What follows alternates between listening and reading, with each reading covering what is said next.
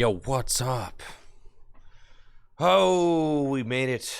It is Friday. Happy Friday, chat. Hopefully you're having a wonderful day, ready for some Pokemon card stuff.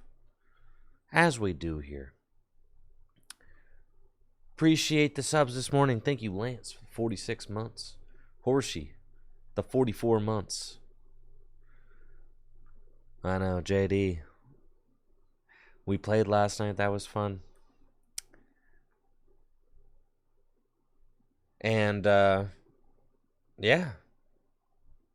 Released my Paldea Evolved set review last night. That was cool. Happy with that. And got to play Gym Leader Challenge here at the shop last night, which was a ton of fun. I mean, I just have such a joy playing all the different decks, trying to win with different strategies. I mean, it's just, it has been an absolute blast, mixing it up from week to week. And the Gym Leader Challenge crew at the shop is like really fun. I mean, it's been awesome. It's been fantastic. So for those of you that are not familiar, Gym Leader Challenge is my favorite way to play Pokemon cards. It's a Pokemon trading card game format, kind of like Magic the Gathering's Commander format. If you want to learn more about it, you can head on over to gymleaderchallenge.com. It's good fun. The Pokemon companies, has published Gym Leader Challenge in their alternate format handbook. They've supported the formats in the form of side events at regional championships, national championships, the world championships, all that. Gym Leader Challenge is just it's happening. It's now. So definitely never been a better time to build your first Gym Leader Challenge deck. If you're not familiar, all the rules are here at gymleaderchallenge.com, but there's not many. Really, this is it. It's extremely easy format to wrap your head around, but that doesn't mean that there is a lack of strategy. In fact, the opposite. The strategies are deep. There's a lot going on. It can be as beginner friendly as you want it to be, and it can be as complex as you want it to be, as complex and sweaty and competitive as you want it to be. I feel like Gym Leader Challenge really kind of focuses on the fundamentals of the Pokemon trading card game as the game was designed 20 years ago, and that's part of what makes it so fun, is that you have an emphasis on Pokemon that evolve, and you have lots of different Pokemon that evolve in every deck, which is a lot of fun. So that's Gym Leader Challenge. Here at the shop, Full Grip Games, we have a Standard League night on Wednesday nights, and we have a Gym Leader Challenge League night on Thursday nights. And I really prefer to play in the Gym Leader Challenge night. Don't really care to play in the standard night. No offense to Standard, but Gym Leader Challenge is just way more fun. So, yeah. Last night, I recorded all of my own matches up here in the studio. So every time I got paired, I brought my opponent up into the studio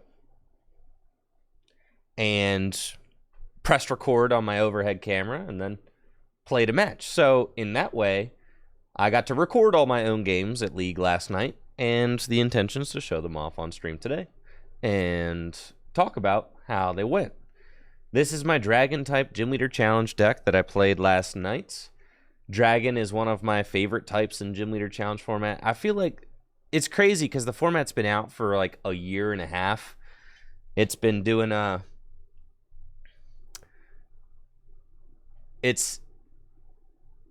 Leader Challenge been out for a year and a half, and there are still types that I don't feel like 100% proficient with, because there's just so much to really try and wrap your head around to try and perfect every type. I was joking with some of the people at League last night as much as like I have like 12 Gym Leader Challenge I have like 12 Gym Leader Challenge decks built, but the thing is that the decks are all more like Gym Leader Challenge piles. Like, the lists never feel finished. They always feel like they're works in progress, right? A list is always a work in progress. And at any event or any time you play, you may, mix up a couple cards here, try a different couple cards there. So, and yes, Craig, the best decks are piles, exactly. Yeah. So last night I decided I wanted to play Dragon because it's a deck that I haven't been able to win yet with, and I'm trying to win GLC League Night with every different type. Which is it's a real challenge. I mean, hence the name Gym Leader Challenge, right? Thank you, Aaron Wolf, for the Prime sub in the 36 months. Challenging myself to try and win with a different strategy is been really rewarding and a lot of fun. So very much like that. Natalie and I are going to be working on overhauling the Gym Leader Challenge websites this weekend. So definitely, if you want to be a part of that conversation, make sure to join the Tricky Gym Discord, discord.gg/TrickyGym. We're always trying to make that website a better resource for players. So if you got anything that you'd like to add, make sure to join the Tricky Gym Discord, and you can help us decide what to do with the website. It's a community resource, so really appreciate all the input we can get. Now, Dragon Gym Leader Challenge decks are fun because a lot of them really just focus around these core, like, 9 Pokemon. There's I'd say it feels like, and not everybody agrees with this. That's the crazy thing. I mean, there are just different takes, right? You talk to different deck builders, everybody's got a different take. But in my opinion, I feel like there's 9 core Dragon Pokemon, and it's these guys. Now, depending on who you talk to, some people play a different Dragonite, some people play a different Garchomp, some people play Ultra Necrozma, which is crazy. Some people play a whole bunch of different kinds of Pokemon. Now, I got hip to Zygarde last night. I wasn't really playing Zygarde before, but I do think that this guy rocks. Yeah, and I feel like 9 Pokemon just isn't enough. A 10th, that was really nice. Dragon is already running super skimpy on the whole Pokemon thing. There are barely any... the deck is like, look at this, division. We've got 10 Pokemon, 1, 2, 3, 4, 5, 6, 7, 8, 9, 10, 11 energy, and 39 trainers, right? I guess your tool cards, 39 trainers, which is just, it's crazy. So the Dragon deck, it can be kind of hot and cold in some ways, since you do only run, since I am running like a thin line of Pokemon, and the deck is very dependent on getting your Dragonite out. The whole deck really revolves around Dragonite with the fast call ability, which allows you to search out a supporter from your deck every turn. I mean, that's just like, it's so good. There's the Gallade in the Psychic card pool that has the same ability, Buddy Catch. This Dragonite is absolutely phenomenal. Once you get the Dragonite out, you're able to really take control of the whole game by searching out unique supporters that are going to help you with whatever situation you're in. Usually that supporter is Guzma or Hex or Raihan. Those are really, those are like the best supporters you could possibly play on any turn, are more often than not Guzma, Hex, Raihan, maybe teammates. Everything else, and that's why I kind of cut every other supporter card. As you see, I'm playing this deck in a way that there are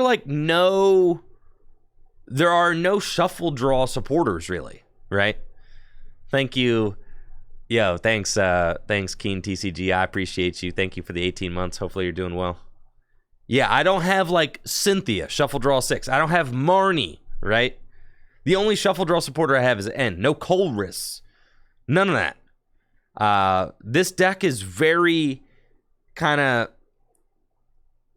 It varies, like, kind of pick and choose exactly what you want out of the deck. You can use Guzma and Hala to go get your double dragon energy. That's, like, one of the best plays that this deck can do. So that's why you play Tag Call. Tag Call could go get Guzma and Hala. Guzma and Hala can go get double dragon energy. And then, boom, you're kind of just, you're schmoovin', right? So Dragon can be a very aggressive deck because you've got that double dragon energy, which is like a double rainbow energy, and you've got low maintenance attackers. I feel like Drampa and Regidrago are kind of like your two best early game attackers for just slugging away and taking quick knockouts. Then you want to go Garchomp in like the mid game with the Sonic Slip ability, which makes you invincible. Really, it's such a thin cast of Pokemon, but when it fires off, the deck is really, incredibly fun to play. It is one of the most fun Gym Leader Challenge decks, in my opinion, just because of how kind of fun and different the strategy is. Getting to utilize Garchomp and Dragonite in the same deck is just a real joy. And then getting to, like, it really feels like you're kind of, like, solving a puzzle every time you play this deck, because things like your energy attachments are incredibly important. Where you attach your energy, how you utilize your resources, how you sequence every turn, how you navigate your turns, which supporter you decide to use. There's no like on board or, energy acceleration, really. Your only energy accelerator is Raihan. So then, like, kind of figuring out how to utilize Raihan effectively in order to get your energy attachments just right. Like, you got to figure you only have one double dragon energy and you don't have any accelerators, right? So, like, usually in order to win a game, you have to, like, you're going to use a double dragon energy to get an explosive attack going. Then you have to, like, Raihan to get a backup attack. Then you have to, like, attack with Garchomp and use its Sonic Slip ability to make you invincible for a turn so that you can then get another attachment in, because this attachment isn't going to go anywhere since it's invincible. So, like, you kind of do that. Then inevitably there's usually a turn in the middle of the game where you have to just, like, do nothing and attach. So that's why Tropical Beach is good for that. Like, if you just have, like, a weird tempo turn and you need to, like, attach a beach, then you can, like, Raihan out of that hand or teammates or whatever. So, and then the double dragon energy is just incredibly important, right? It's like the best card in the deck. So being able to use special charge and put the double dragon energy back into the deck is really good. But then you need cards that are going to go get it. So that's why we have, like, Energy Lotto. I also really like Silene. You can, just flip Silene. And if you flip one out of two heads, you get to put the double dragon right back on top of the deck. Then you can use Acrobike or Energy Lotto to draw right into it again, which is a lot of fun, right? Or you can use Regidrago's Dragon Horde to draw into it again after stacking your deck with Silene. There's some really cute plays you can do with that. So this deck is definitely a blast. I'm going to be showing it off in today's stream, showing off some of the games that I played and talking about the matchups. I saw someone comment on the fact that I play Town Map and Heavy Ball. It might seem a little counterintuitive, as Heavy Ball, you look at your face-down prize cards, and then you can swap Heavy Ball with a basic Pokemon you find there. Town Map, you flip your prize cards over. So the interaction between Hisui and Heavy Ball and Town Map is that you can't play Heavy Ball after you've played Town Map, but you just play both. Having two cards that access your prizes is just better than one. And, half the time you're going to find Heavy Ball first. So then you just get to play Heavy Ball and then Town Map. It's, honestly, it's totally fine. And if you see Town Map, but you're like, I have to because the thing is, if you see Town Map odds are you're about to take a prize, in which case if you want to find a Pokemon, you can play town map and then take a prize, because Dragon takes prizes very quickly, right? And then when you see Heavy Ball, you just play it as soon as you see it. So really, it's like playing 2 cards that access your prizes instead of 1, because 2 is just better than 1. So don't think of it like, oh yeah, well you invalidate.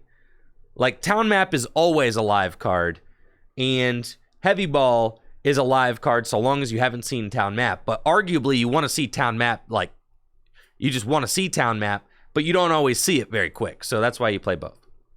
It gives you, and then, you know, Heavy Ball is just a great card. When you see it, you love to see it. Especially in a deck like this that has so few Pokemon, you absolutely need to have as much prize dig as possible. And that's something that I really like about the current design of the Pokemon TCG. It feels like there's a lot of cards that are getting printed that really help with Gym Leader Challenge. Just a lot of fun. It's just, it's been really cool. Like Silene. I mean, Silene, such a fun card to be able to play in this deck. It's awesome. Cool. So let's bring up some matches from last night, shall we?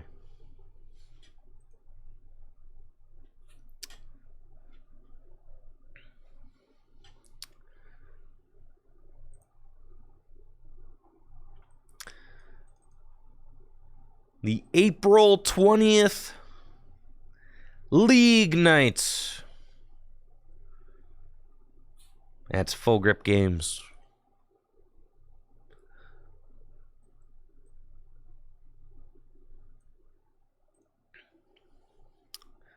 Let's see how this turns out. I've never done this before. Let's see. I've never recorded my own matches at League before, so it might be a little bit of a learning experience for me. Haha. That's cool. All right. Looking good. In the neighborhood. I'm really excited about my lightning type Gym Leader Challenge deck. I've been working on kind of a new build with the new Luxray from Paldea Evolved. That card seems really fun. So I'm working on my list right now. Working on it. I'm not quite there yet.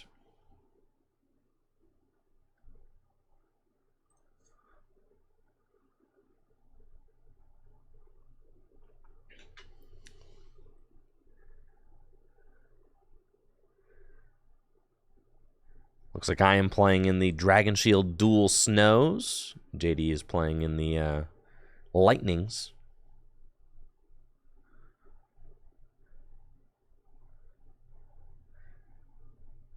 JD's got a mulligan.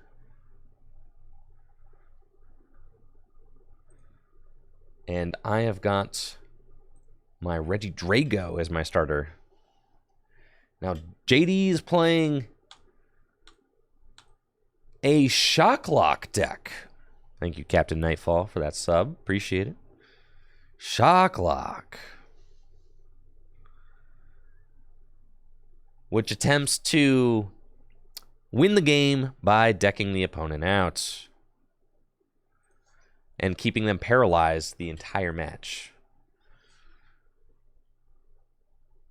I open up with Regidrago, and I got a Tropical Beach. Tropical Beach is going to allow me to fill my hand to 7 cards. A really strong card early on in the game. Help you set up. Love that. I'm going to attach Aurora Energy and discard the counter energy. I know at this point that JD is playing Shocklock, so I don't think that JD is going to be taking any prize cards. And since JD is not taking any prize cards, counter energy will be pretty much useless. So I just decide to let that counter energy go. Tropical Beach.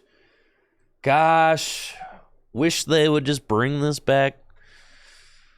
Really wish they'd reprint Tropical Beach. Be incredible. Love this stadium card. I used to have some. I have one French Tropical Beach now. But most of my Tropical Beaches are World Championship cards. World Championship deck cards like we see here. JD is going to start out with a Capture Energy. He's got Reggie Drago in the... Or Reggie Lecky, excuse me. Reggie Lecky in the active spot. Reggie Lecky is really cool for this Shock Lock deck, as Reggie Lecky has the electromagnetic sonar attack, which allows you to put a trainer card from your discard pile into your hand. So you use Regieleki to help you recur trainers that you end up discarding. The idea of this deck is to get to the bottom of the deck as quickly as possible and then loop cards over and over again with Lampants. Not Lampants, with Lantern, sorry. Lampants, that is not the correct guy. With Lantern. And then you set up Lantern. Lantern can use its salvage attack to shuffle 4 item cards from your discard pile back into the deck. And then you can use Raichu. And Raichu has an ability. Where is that ability? Evo Shock. Evo Shock paralyzes the defending Pokemon when you evolve Pikachu into Raichu. And then you can use Devolution Spray to devolve the Raichu so that you can do it every single turn. And then you use the Lantern to put the items that you need back in the deck. So that's the loop, right? You paralyze with Raichu, you devolve it, you put the items that you need back into the deck with Lantern, and you do it again, right? And eventually the idea is that your opponent hopefully doesn't have enough switch cards to get out of the paralysis lock. Now I've got Guzma and Hala. Guzma and Hala is an incredible card. In Gym Leader Challenge format, it's funny because I loathed this card back when it was standard legal. I used to hate playing Guzma and Hala, but now I'm big into Guzma and Hala. Guzma and Hala is perfect in your Gym Leader Challenge deck. It's a supporter card that you can search out with Tag Call. And it searches a stadium card. But if you discard 2 other cards from your hand, then you can search for a stadium, a tool, and a special energy. So I'm going to get Pot Helmets, Parallel City, and the Double Dragon energy that I need in order to attack with Reggie Drago this turn.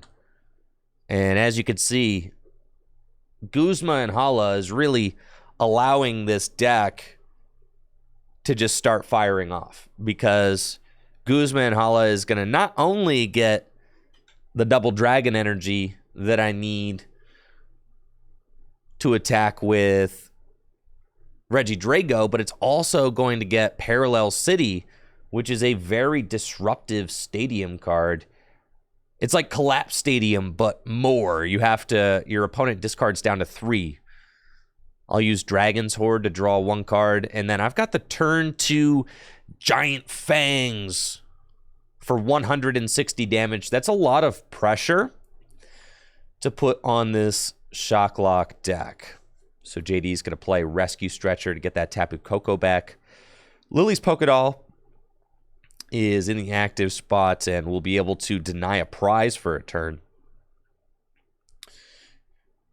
JD's got Stormy Mountains to counter my Parallel City, which will allow him to go get a Lightning Pokemon. Funny enough, it also allows me to search my deck for a Dragon Pokemon, if I care to put onto my bench. Now, this is a cool card. Red card. Red card is a item card that forces your opponent to shuffle their hand into their deck and draw 4 cards. Red card is banned in expanded format because of the degenerate turn 1, turn 2 hand lock combos you can pull off with it, but in Gym Leader Challenge format, it is fair game. Really, it's not a problem when you can only play one card, when you can only play one copy of Red card, and also just the slower nature of the format makes Red card really not a problematic card in this format. Same with Let Loose Marshadow. Because of the pace of the formats, hand disruption cards like that aren't nearly as degenerate in Gym Leader Challenge format as they are in expanded format. Now, JD is going to play Trainer's Mail and finds Peonia. Peonia is a very useful card in these kinds of stall decks to help you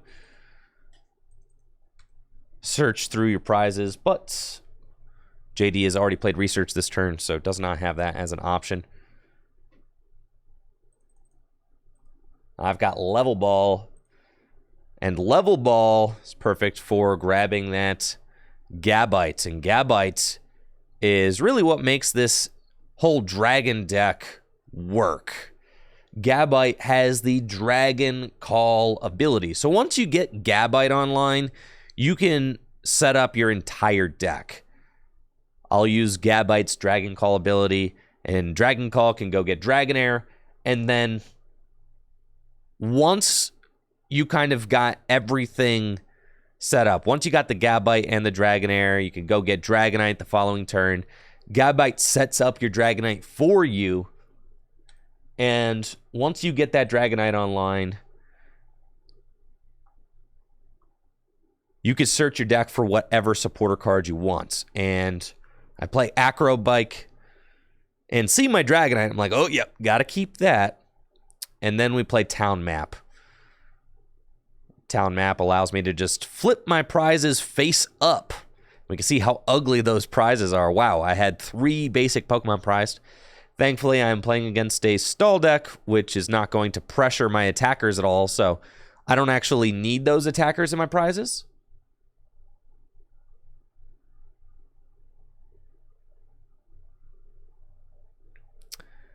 And then I'll use Dragon's Horde for 1.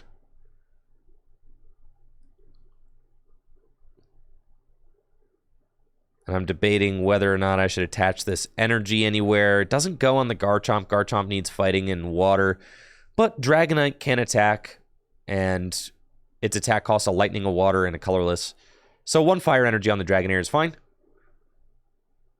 And then I will use Giant Fangs to knock out the Lily's Pokédoll, but the Lily's Pokédoll does not give up a prize card when it gets knocked out, so I will remain at 5 prizes.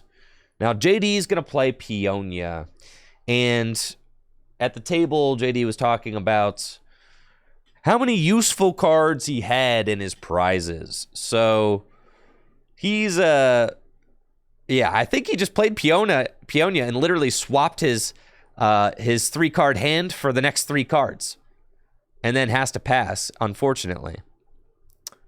But he is able to find the Chinchou, which can evolve into the Lantern that he will need. I've got my Dragonite online now, though, and I can use Fast Call. Now that I've got my Fast Call Dragonite set up, I'm going to really be able to take control of this game. Fast Call searches out whatever supporter card I want from my deck and puts it into my hand. And when your whole deck is one of cards, you know, being able to search out the exact card you need when you need it is incredibly powerful, right? It's incredibly powerful. You can see whatever supporter card I want for the situation, I can go get it with Fast Call. And it looks like I'm favoring Hex Maniac. I've got a Rainbow Energy I can attach to my Dragonite to start to power up its attack. And then Hex Maniac is one of the strongest supporter cards in Gym Leader Challenge format, originally printed in Ancient Origins. I'm going to play Hex Maniac and take a knockout. Hex Maniac is a supporter card that turns off abilities until the end of my opponent's next turn. So that means that JD will not be able to use Raichu's Evo Shock ability to paralyze me this turn, which is really good because that's going to be his whole strategy. He wants to start using Evo Shock to paralyze me and try to whittle me out of resources quickly. So stopping that paralysis this turn is very good. JD is going to play Research and we'll draw 7 cards and finds Counter Catcher, which he can use to bring up my Gabite, try and stick me a little bit, put me in an awkward situation. And JD's going to play Evo Soda to evolve one of these Pokemon on his board, maybe get Lantern. Looks like that is the choice. The whole idea is that JD is trying to get to the very bottom of his deck as quickly as possible so that he can loop the most broken item cards over and over again. Now JD plays Manectric and goes to use its ability, and we both forget that I played Hex Maniac, but we fix it. Yeah, there we go. All right, cool. So now we're back on, yeah. We're like, all right, you can evolve the Manectric, but you can't actually use its ability. So he's like, yeah, I'd rather not do that. And since it's a casual setting, I let him take it back. Like, that's fine. No harm, no foul. So then JD passes. Cannot use Manectric's ability because of the Hex Maniac. Can't use any abilities and has to pass. Now the ball is in my court. I've got this Gabite active, and I need to figure out how to move it. The Dragon deck, as I have it built, is not known for its mobility, okay? It's not exactly the most mobile deck ever. There are not a lot of switch cards. In fact, I've got 1 Escape Rope and 1 Floatstone. That's it. I don't even have Tate and Liza. I've got Guzma, technically. So I've got Guzma, Floatstone, and Escape Rope. And since I'm playing against a mill deck, I'm really trying to preserve all of my resources as carefully as possible. But it looks like this turn I am just going to use Dragonite's Fast Call and go get Guzma. Again, Dragonite's getting me the exact card that I need for this situation. Guzma will allow me to switch my Regidrago into the active spot and bring up JD's Pikachu. And my hope is that by knocking out the Pikachu, I will prevent another turn of paralysis, since hopefully JD will not be able to evolve into Raichu this turn. Lieutenant Surge's strategy is one of the coolest supporter cards in the Gym Leader Challenge card pool. Lieutenant Surge's strategy is a supporter card you can only play if you are behind on prizes. So JD plays Surge's strategy, then Delinquent. Delinquent is another really powerful supporter card from Breakpoint, which requires that you discard a stadium, and then you get to discard 3 cards from your opponent's hand. Delinquent is much stronger if your opponent has just a 3-card hand, but still a strong play there to remove some resources from my hand.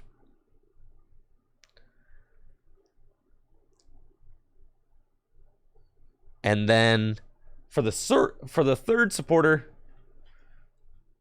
It's going to be Ingo and Emmett.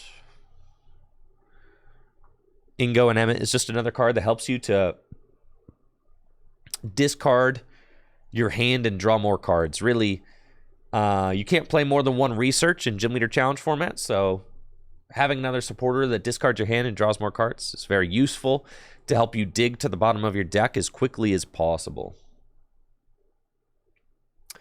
JD is going to play Pal Pat, shuffle 2 supporter cards from the discard pile back into the deck. Wants to get that Lieutenant Surge's strategy.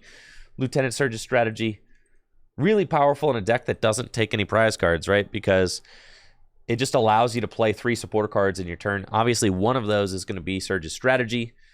So Surge effectively allows you to play 2 more supporters. But then JD just has to pass, decides not to sacrifice the Lantern this turn. And with that, I basically have a free turn to do what I want. And I'm considering Versus Seeker for another Hex Maniac. I'm also considering Versus Seeker for Gust, but I decided I should Dragon's Horde first, see all my options. I also have Lusamine, which is also very good. I decided to use Dragonite's Fast Call ability, and the reason I'm doing that is just to get more cards into my hand in case I get delinquented again. I want to make sure I've got enough cards to be able to discard. So I'm trying to, protect myself from having just a 3-card hand so that JD can't discard my entire hand. So I just go and get Teammates out of my deck. I know I'm not going to use it, but just want to grow my hand size a little bit. Then I decided to play Versus Seeker, and it's going to be Hex Maniac again to just turn off all abilities. I mean, and I decided to keep the Hex on top this turn because I'm like, I don't want to forget about it again. And then I go in with Regidrago and take another knockout with Giant Fangs. At this point, I've only got 2 prize cards remaining, so I'm feeling very strong about this. Regidrago has been doing a great job.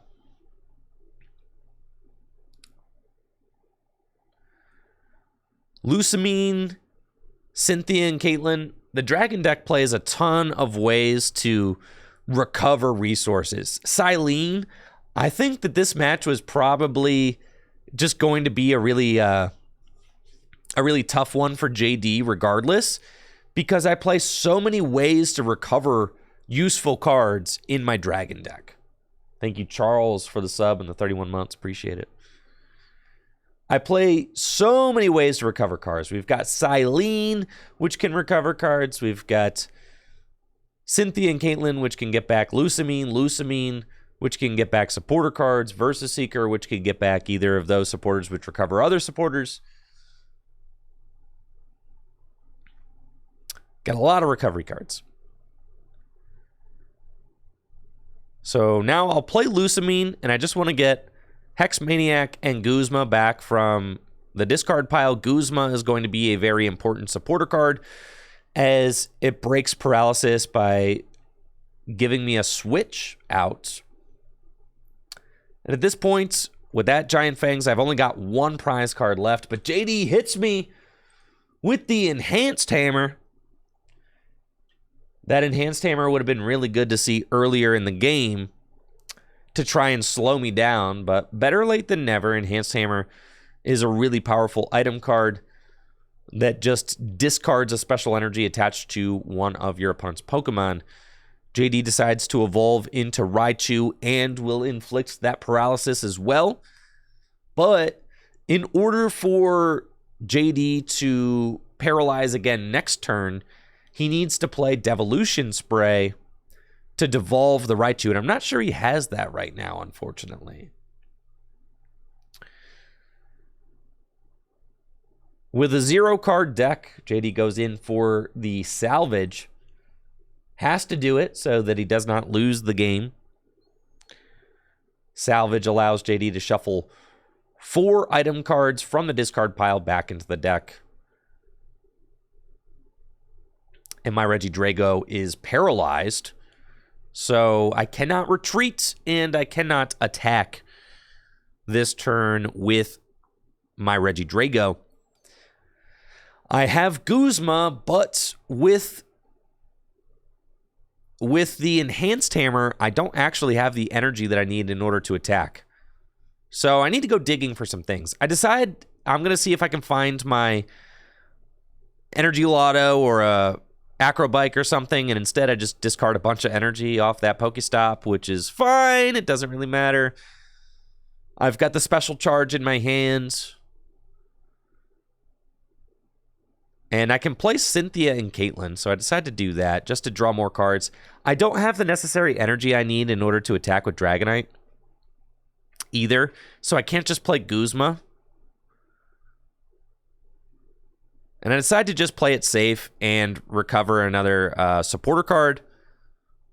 And I'm going to get Guzma and Hala. Guzma and Hala will allow me to go get the double dragon energy out of my deck at the very least.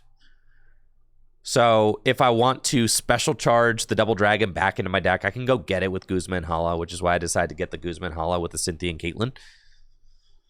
I've got this fighting energy, but the fighting energy doesn't satisfy Dragonite's Dragon Claw attack, so trying to decide where I'm going to attach this fighting energy, just a little bit of an awkward turn for me. I know I've got all the cards I need to win the game. I'm just trying to figure out how do I not lose, right? Decide to Trainer's Mail. And we've got Gear, Silene. Silene's a good grab. Just another solid card which can recover things. So I decided to keep the Silene, just in case JD plays Belelba and Bryson Man or something like that. I can recover cards if I need to. And then I think the fighting energy probably just goes best on the active Regidrago. But I am going to special charge first. And I have to put both counter energy and double dragon back into the deck.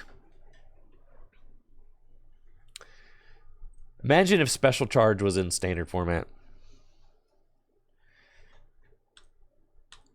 You know, the card design is really, it's crazy to think about. Like, this just used to be a legal card. It is in Gym Leader Challenge. It's not broken in GLC, but yeah, the fighting energy going on to my active Regidrago.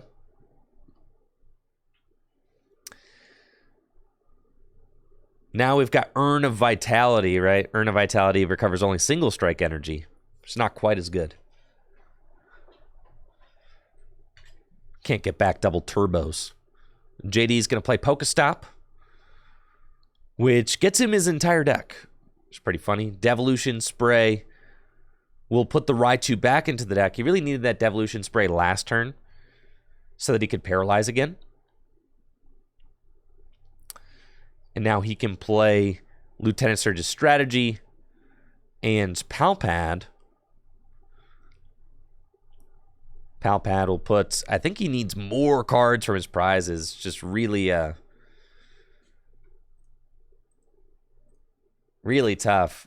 Needing to go play Peonia again. With how aggressive the Dragon deck is, I just haven't really given him any time to go digging through his prizes for those cards. Big Roller Skates flip, and it's a heads.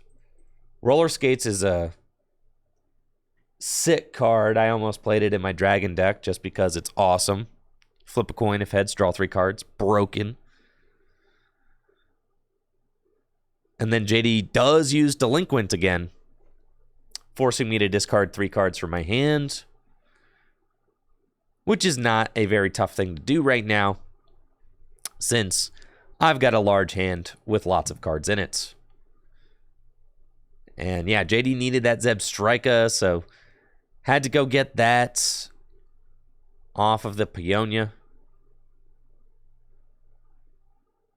Decides to put these 3 cards back, but again, I only have 1 prize remaining.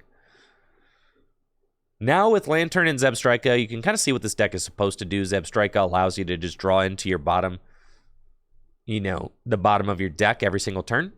Lantern allows you to recoup the same items you need over and over and over again, but I think that this game, I've just been a little bit too aggressive for the Shocklock deck. And then with Dragonite being able to search out the best supporter cards for the situation every turn, JD's just been in a really tough spot this game. But Dragon is just doing what Dragon does best, which is aggressing. And then I can play Guzma and Hala to go get double Dragon Energy and Giant Fangs for the game-winning knockout. GG's to JD. The Dragon deck taking down Shocklock. I do think that there are probably too many switch outs in the Dragon deck for Shocklock to have a very good time against it. Too many recovery cards. But certainly it could be possible if maybe my prizes are bad, or if JD is able to mill some important resources with Belelba and Bryson Men, or maybe stick me with a bad hand with Delinquent, that Shocklock strategy could be more effective. Yo, GG's, JD, GG's.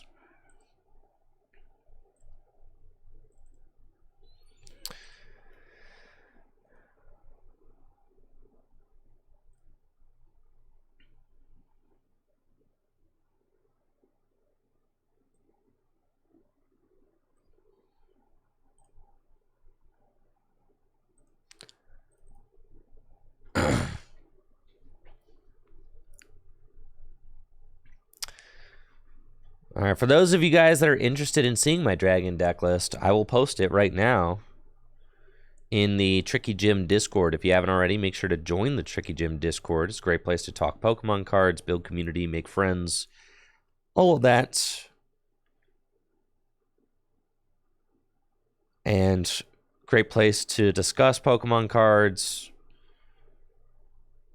build decks, all that, get deck ideas.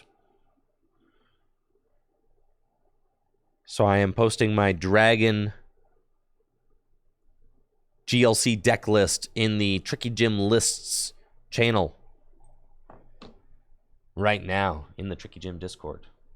Big thanks to everybody who makes that Discord community an awesome place to hang out and talk Pokemon. We've got over 10,000 members. We'd love to have you. Discord.gg/TrickyGym. And if you're looking for players to play Gym Leader Challenge format against, we got webcam matches, webcam tournaments, all of that happening in the Tricky Gym Discord all of the time. Because webcam and paper are the only ways to play Expanded and Gym Leader Challenge now. They are the only ways. So if you like Expanded format, if you like Gym Leader Challenge format, if you like any way to play Pokemon cards other than Standard, webcam and Discord is the absolute best way to do it. Round 2 of the Full Grip Games Gym Leader Challenge League Night. I'm playing against Cole. Cole has got a very cool Psychic deck. And I am interested to see how this matchup goes.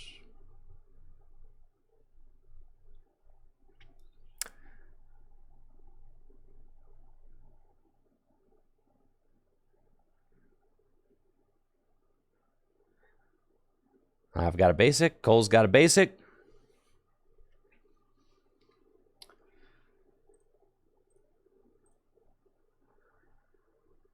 And I've got that tag call in my hand, which I'm very excited about.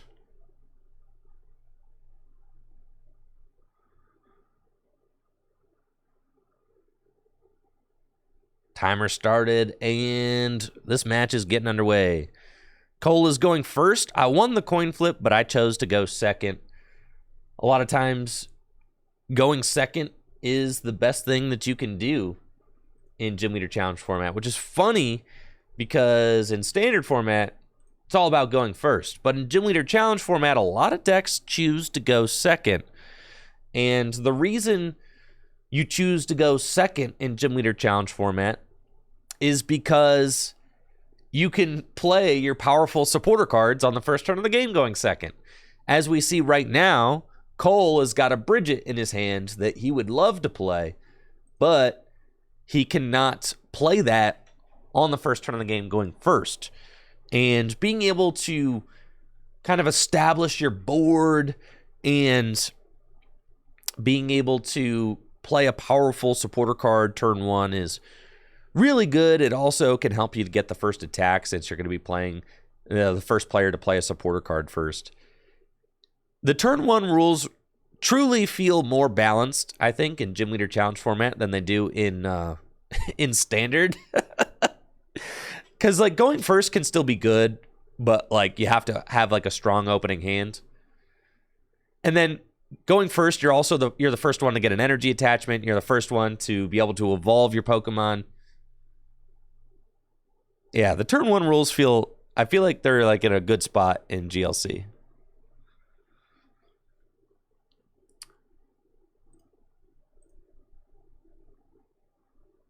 Then I play Guzma and Hala, discarding Teammates and Silene. Guzma and Hala is just an absolute all-star for getting this game going. Getting me that valuable Double Dragon energy. Double Dragon energy is the most powerful special energy. Probably the most powerful special energy in the format. It's just a double rainbow energy, but for dragons only. But God knows they need it because all of Dragon Pokemon's energy costs are all whacked out and crazy. Paying for those energy costs is not the easiest thing in the world. Psychic-type Pokemon really only need Psychic energy to attack. Fighting Pokemon really only need Fighting energy to attack. Dragon Pokemon, they need all sorts of stuff. Water energy, metal energy, fighting energy, psychic energy, fire energy, grass energy. It's a lot. So I'll attach Double Dragon energy to my Regidrago and pass. Then Cole will counter my stadium with Dimension Valley. Dimension Valley is an incredibly strong stadium card in Gym Leader Challenge. And decides to play Professor Research. And it's at this point that I realize that Cole's deck is blinged out. Dang. Cole got a pretty looking deck. Lots of reverse holo cards, lots of gold cards. You love to see it. This deck looks sick. Cole says he's been working on his Psychic type Gym Leader Challenge deck since the format came out a little over a year ago. And has been really investing into making it as cool as possible. So big props to Cole on his super sweet Psychic deck. And he's going to play Quick Ball, discarding Giratina. And Giratina loves being in the discard pile, because then you can use its Distortion Door ability to bring it back into play and damage the opponent's benched Pokemon. Cole needs to set up, though, and he needs to protect himself. And this is a really good grab from Cole. Getting the Mimikyu with Quick Ball is nuts, because Mimikyu is just very good defense against my board because of its copycat attack, right? And Cole's got Dimension Valley in play, which means that Mimikyu can use Copycat for just one Psychic energy. So by benching the Mimikyu here, Cole is saying, okay, go ahead and use Giant Fangs. I'll just Copycat for one Psychic energy, right? So this is a very strong way for Cole to protect his board. And one of the things that makes Psychic such a threat in Gym Leader Challenge format, that Copycat attack is so powerful and so easy to pay for as well. Now, I'm reading Misdrevious. Misdrevious just has an attack that confuses my Regidrago.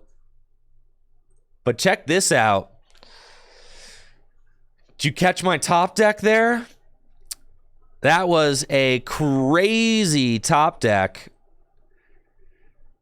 Cole confuses my Regidrago. And if you know anything about the Dragon deck, there are not a lot of switch cards in the Dragon deck. So confusion is kind of a death sentence for my Regidrago.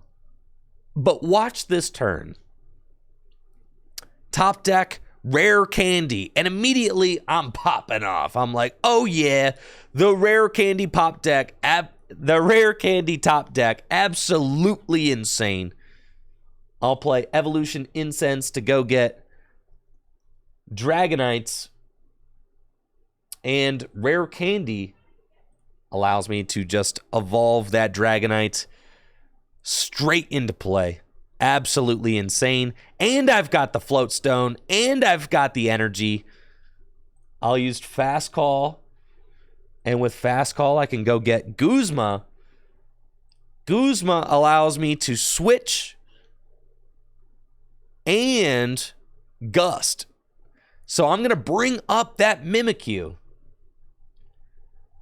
which I know is the biggest threat to my board right now, because I'm trying to use Regidrago's Dragon Fang, and I'm not trying to get hit in return, right?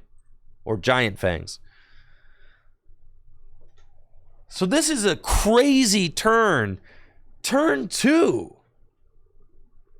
Rare Candy, Dragonite, Guzma, Field Blower, the Dimension Valley. At this point, I'm like, okay, I've got literally everything I need. That was the most insane turn 2 I think I've ever had in Gym Leader Challenge format. And I get to fill my hand to 4 with Dragon's Horde. I'll play Acro Bike. There's still more to go. It's craziness.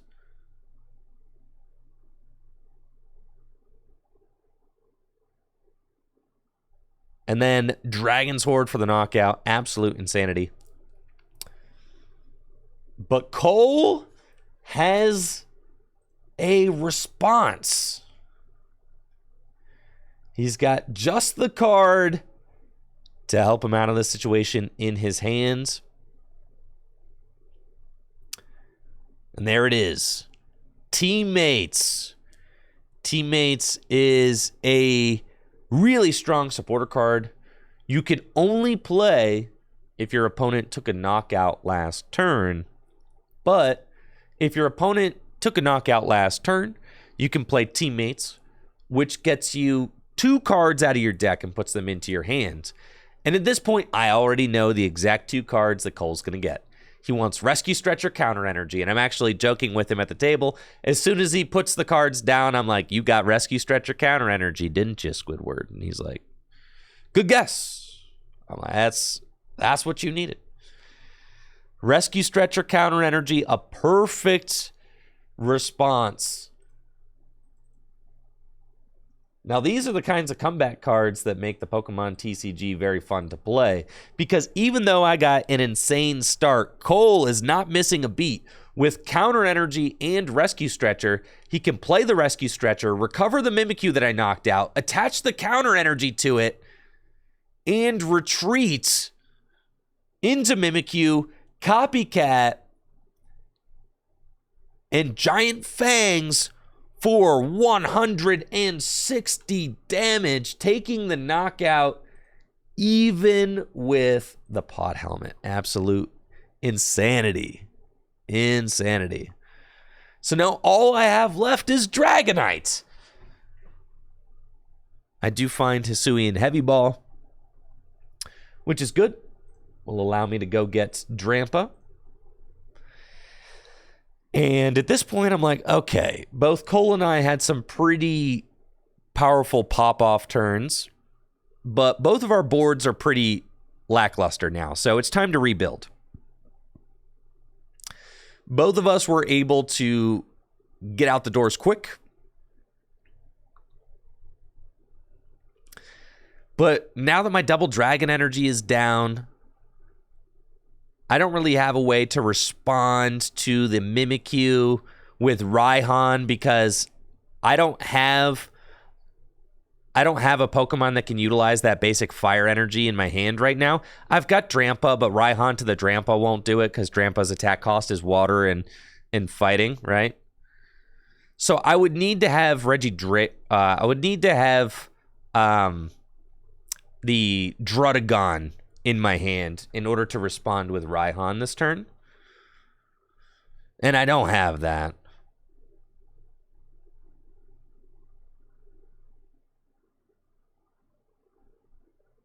Lance is just going to help me get those Pokemon into play. So that's exactly what I'm doing. I decided to play Lance. Lance is so good in Dragon decks. Just allows you to search your deck for 3 Dragon Pokemon. It's exactly what I want right now, because my board is really weak, right? I mean, at this point, all I have is Dragonite. So I'm like, all right, I need to go get my other Pokemon out and into play so that I have like a more fleshed out board position to be able to compete with what Cole is doing. So Lance is my supporter of choice. Allows me to search out 3 dragon type Pokemon. Now I've got pretty much all the dudes ready to roll. Drampa I'll attach a fighting energy to. I'll bench the Druddigon as well, because having Druddigon in play is just quite good. Or maybe I decide to, let's see, do I bench the Druddigon? I think so. Yes. We bench the Druddigon too. And then we'll just retreat into Zygarde and pass. And my hope is that maybe, maybe Cole will decide to do just a small amount of damage to my Zygarde. And then if Cole hits my Zygarde, I'll be able to retaliate with a big berserk, right? That's something that I'm kind of thinking. Maybe, maybe Cole will bite and poke one of my guys so I can swing with Drampa for more damage. Now, Cole decides to Guzma and then Parallel City me, which requires that I discard one of my bench Pokemon. Zygarde is an easy pick, as the game is not progressed enough for Zygarde to be super influential right now. And then Let Loose Marshadow, and this is one of my favorite cards in Gym Leader Challenge format. What a cool dude! I absolutely love Marshadow with the Let Loose ability. When you play Marshadow from your hand to the bench, both players shuffle their hands into their decks and draw 4 cards. It's like the supporter judge, but on a Pokemon. And with cards like Scoop Up Net, you can reuse Let Loose multiple times on a turn. Just a really powerful draw option, disruption option. Great card all around. So both of us will get 4 cards. My 4 cards are pretty strong.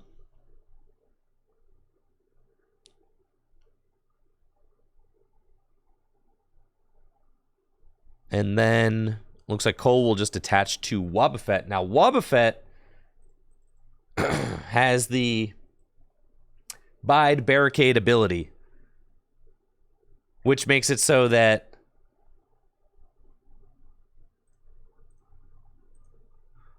let's show Wobbuffet real quick. Yes, Wobbuffet has the Bide Barricade ability, which makes it so that when it's in the active spot, non-psychic Pokemon's abilities don't work. Now, at this point, it's been a long day. All right? And I forget about Bide Barricade. So right here, I try to use Fast Call. And I pick up my deck, and then Cole's like, wait, you can't do that. We figure it out. All right. We figured it out. Don't worry. There's no broken game state. But we'll see. When does... Yeah, he's like, hey, stop right there, partner. All right. But these kind of mistakes happen in Gym Leader Challenge formats, and it is a casual environment, so Cole is able to save the game state by reminding me about Bide Barricade. If you were at a regional championship, that would be a prize penalty, but we are playing in a casual setting, so it's just a little slap on the back of the hand and then keep it pushing. Thankfully, we did not break the game state, so it's not a problem. Bide Barricade just stops me from being able to use Dragonite's Fast Call. So thankfully, I hadn't actually done anything yet, so we just shuffle up and then move along. Okay, so we're all good. Bide Barricade, stopping that Fast Call. Can't do that.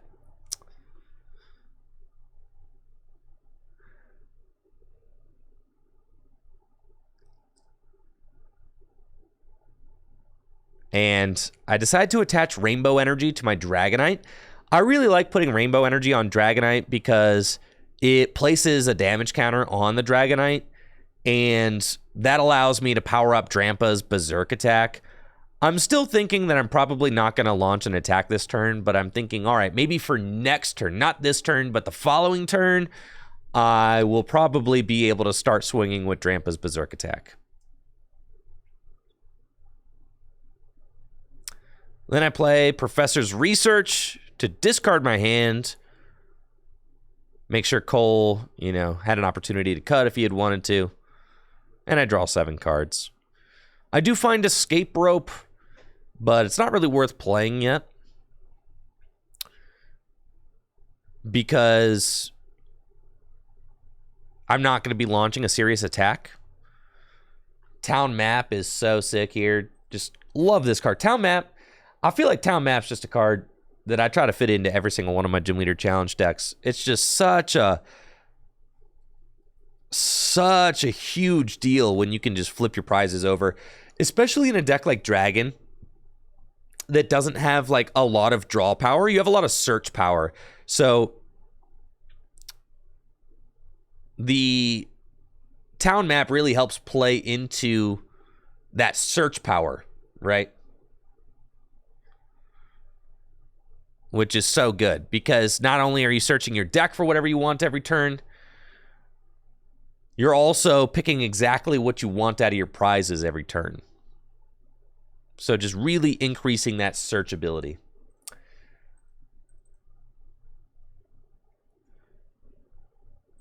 Off of Trainer's Mail, I grab Raihan.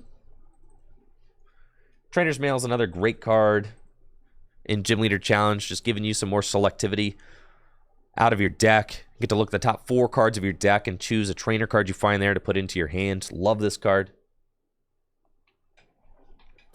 And now, with that Wobbuffet active, Cole and I are kind of at a standstill. I've also got that Mimikyu on Cole's bench to worry about. Because if I launch any of my powerful Dragon-type Pokemon's attacks, Cole can just bring up the Mimikyu and copycat me. So that's a real problem in this matchup. All of my Dragon Pokemon pretty much do 160 damage. So Mimikyu can always copy those attacks to take knockouts. So the Mimikyu is proving to be a real thorn in my side. And trying to navigate around it has been quite difficult. Cole's going to play Fog Crystal and gets a Psychic Energy, which he'll attach to Wobbuffet. And Cole is kind of going through it. I mean, just a little bit of dead drawing right now. And decides to break that dead draw by retreating into Mimikyu and using Filch. You can see Cole's hand was really bad. So he needed to draw some cards, was able to find a supporter off of Filch, which is very good. Filch just draws 2 cards. I've got Blend Energy, which I attached to my Drampa. And now I can use whatever I want to use, because now I have my abilities back. That Wobbuffet's no longer in the active spot. I can use Dragonite's Fast Call. And Fast Call is going to go get me Hex Maniac. And you can see how powerful Hex Maniac is, just being able to shut down Cole's abilities. Make sure that Cole doesn't use any Psychic Recharge or anything like that this next turn. So I play Escape Rope to push up something on Cole's bench. And I might not choose to Hex this turn. I mean, I got Hex out of the deck. I know it's going to be a good card, but we'll see what supporter I decide to play. Might be a Lusamine turn. Or it might be Lysander too. I decide to Lysander up the Ralts, because Gallade is just the most powerful Pokemon in the Psychic-type deck. Either Gallade or Gardevoir. Whatever that Ralts is evolving into, it's probably not something I want to see. So I decide to use Lysander to bring up that Ralts and knock it out.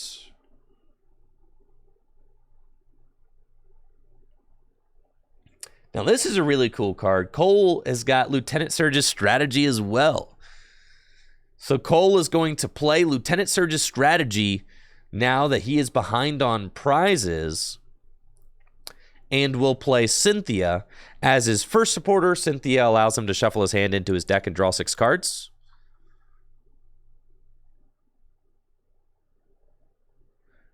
And Cole did just bench that Dreepy, and don't worry, we catch that the Dreepy should have 2 damage counters on it from the Team Magma secret base. We end up catching it. It makes a big difference this turn because it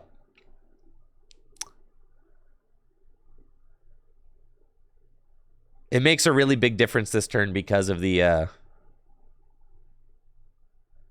copycat, actually. Thank you, Asian, for the Prime sub. Appreciate it.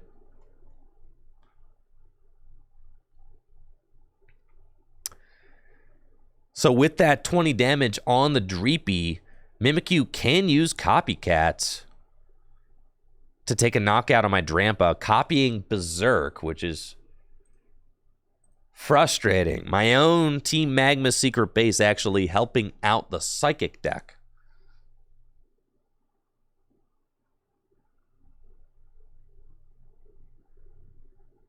Now Cole's got the Dreepy down and is going to Ultra Ball, deciding what to get. I think the Dragapult is the grab. I believe that Cole has Rare Candy in his hand, but he still has one more supporter that he could use. I'm surprised he didn't just go for Marnie. He's played Surge and then Cynthia. He just discarded the Marnie, but I think he's got Rare Candy in hand. And then decides to knock out Miss Magia. So this actually gives me a prize card. And allows Cole to fill his hand to 7 cards. I mean, a really explosive draw. And now he's got the Rare Candy Dragapult in his hand, which is exactly what he wants, right? I think that Cole should hang on to that combo because the Dragapult is going to be his best chance of being able to win this game. But then again, I do have Hex Maniac in my deck, and Dragonite's Fast Call can just go get Hex Maniac whenever I want it. But the thing about Hex Maniac is I have to have a backup attacker built up. You know, I can't Hex on a turn that I need to Raihan or something. Or teammates. So now we got Giratina's Distortion Door, placing those extra damage counters on my bench, popping itself out of the discard pile, which is very good. We've also got Malamar online now.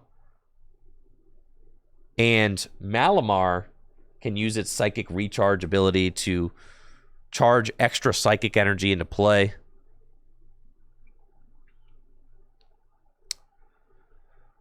And it looks like Cole is going to decide to use Psychic Recharge to start building up that Giratina. And then Cole decides to end, wants to put me to just a 3-card hand, which makes sense. Cole is going to be knocking out my Drampa and leaving me without a reliable attacker on my board. So the end makes sense, but it does get rid of the Rare Candy Dragapult that he had in his hand. And that's not something that you want to get rid of. Obviously, the Rare Candy Dragapult would be very strong next turn. So a really tough call from Cole.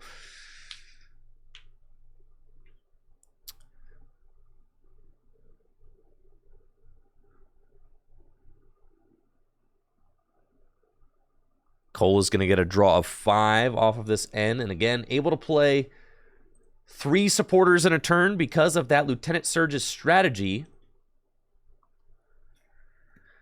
We're going to get a big taste of what it's like to have N in format again, with Iono returning in Paldea Evolved, with Iono being printed in Paldea Evolved.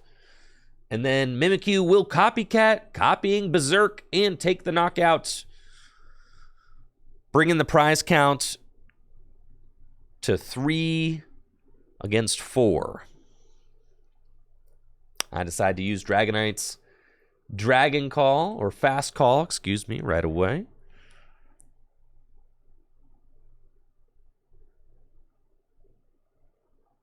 Actually, no, I'm not using Dragonites. What am I doing?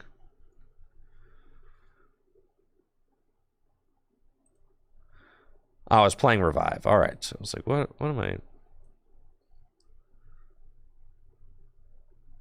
So this is my 4-card hand. Okay, very good. All right, I get end to 3 and I draw for turn. Taking a look at my discard pile because I've got Revive. Love Revive in Gym Leader Challenge format. It's funny. Very old card from Black and White base set. Just a good one. Then I've also got Gabites. I've got a lot of recovery, which I'm really excited about in this end hand. I can use Ordinary Rod. Ordinary Rod allows me to shuffle 2 Pokemon back into my deck, and since I just evolved into Gabite, I'm going to be able to use Ordinary Rod, put 2 Pokemon back into my deck, and then I'm going to use Gabite's Dragon Call to go get one of those Pokemon instantly, which is super cool. I mean, I really like that combo. That's nice. Ordinary Rod puts them back into the deck. Revive, I can bring one back from the discard pile. I'm going to go get Drampa. And you can see how important recovery cards are in Gym Leader Challenge format, since you really just want to be able to use your most powerful attackers over and over again. You know, it's not every day they print a Dragon Pokemon as strong as Regidrago or Drampa or Druddigon. And since you have to take 6 prizes, your recovery cards are just absolutely key. You know, there's like, 4 or 5 attackers in this Dragon type deck. So, inevitably, you will have to recover some if you want to win a game. It's just what you need to do. So I'm going to use Gabite's Dragon Call to go get Regidrago, and then that Regidrago will take 2 damage counters from the Team Magma secret base, but I think it's going to take me a minute to realize it, but don't worry, we'll get it. And then the Revive actually places the Pokemon straight from the discard pile onto the bench, so it actually bypasses the Team Magma secret base, which is kind of funny. So the Revive was played on the Drampa, but the Regidrago needs to take 2. There we go. And then with Dragonite's Fast Call, I search out Raihan. And Raihan is probably the most important supporter card in the Dragon deck. If the most important energy is Double Dragon Energy, the most important supporter card is Raihan. And Raihan is just, it's your fixer. Fixes everything, right? Not only does it allow you to get an extra energy into play, which is incredibly important in the Dragon deck since you're trying to chain attacks back to back, but it also allows you to accelerate the type of energy that you need, right? So here I'm going to play Raihan, get the fire energy onto Druddigon, go search out water energy out of my deck so that I can take this revenge KO with Druddigon. Druddigon, such an insane Pokemon in Gym Leader Challenge formats. I mean, revenge for 160 damage, absolutely monstrous. But this Druddigon has only got 120 HP, so it will be easy to knock out. We'll see if Cole has a response to the Druddigon. Golden Versus Seeker. We'll go get Lieutenant Surge. And then Cole has got a Raihan himself. Raihan to attach an extra energy.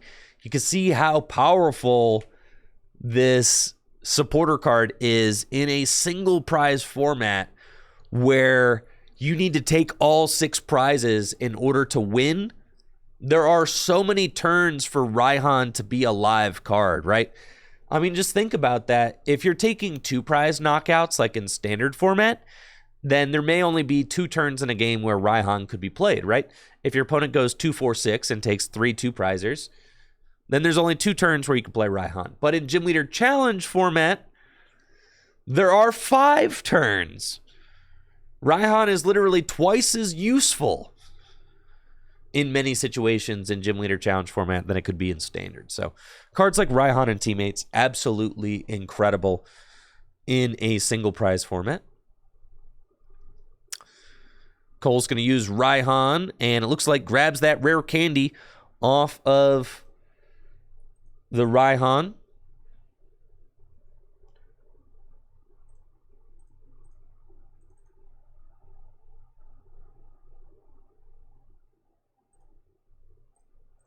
And with rare candy, I'm thinking that we are going to see this Dragapult spring into play.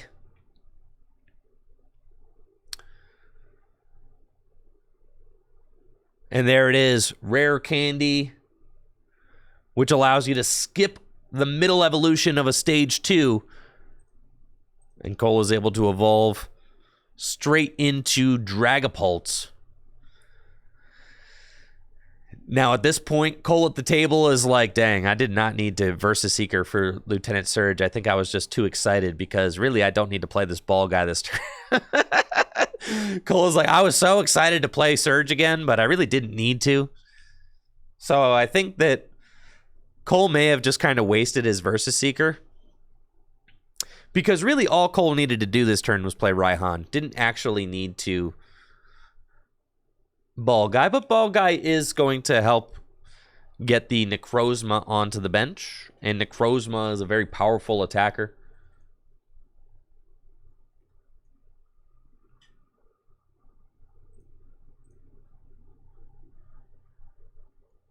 Necrozma's got that special laser attack, which can do 160 damage if it has a special energy attached to it.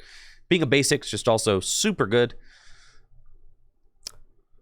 Malamar Psychic Recharge will charge an extra energy to Necrozma and Dragapult. Going to take a big knockout this turn with Phantom Force. 120 damage, and then we'll place 4 damage counters, or we'll place 3 damage counters onto my benched Gible. I promote Dragonites, and now it is time to cook. I'm in a really awkward situation here. Let's kind of analyze this board, right? The prize count is 2 to 3. I actually am curious, what do you guys think the play is here? This is like a really cool moment if you ask me. Oh, not like that. Like, yeah, this is fine. Yeah, this is a really cool moment if you ask me.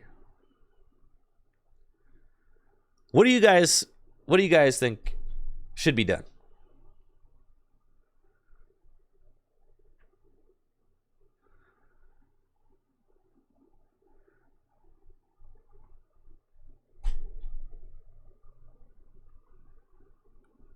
The double dragon energy is in the discard pile. Right? Double dragon energy is in the discard pile.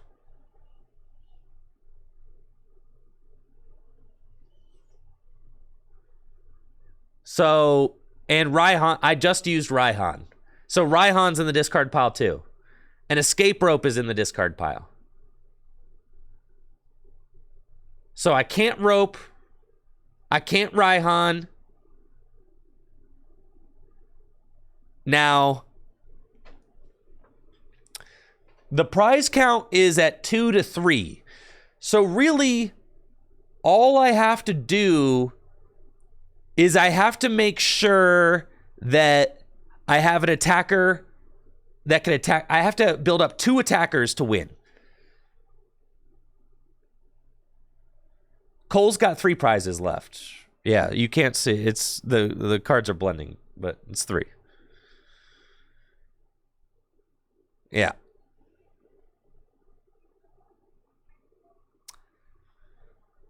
So I think what I end up thinking here is that counter energy doesn't do anything because I'm ahead on prizes. Counter energy is bad.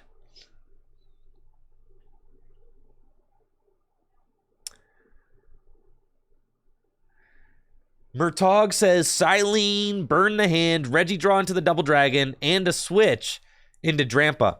but my escape rope's in the discard pile, and if I try to go double dragon and attack into Dragapult and Cole flips heads, he probably just wins, right? So I can't do that, right?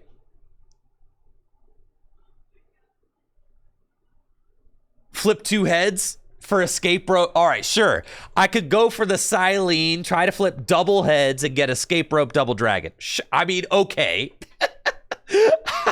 I guess. I could do that.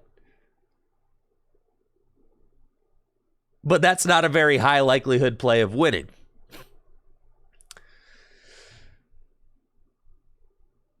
There's a way to do this there's a way to win this game without flipping.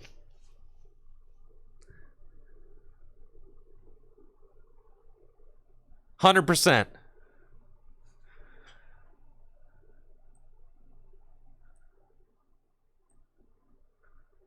Yeah, there's a way to win this game without flipping.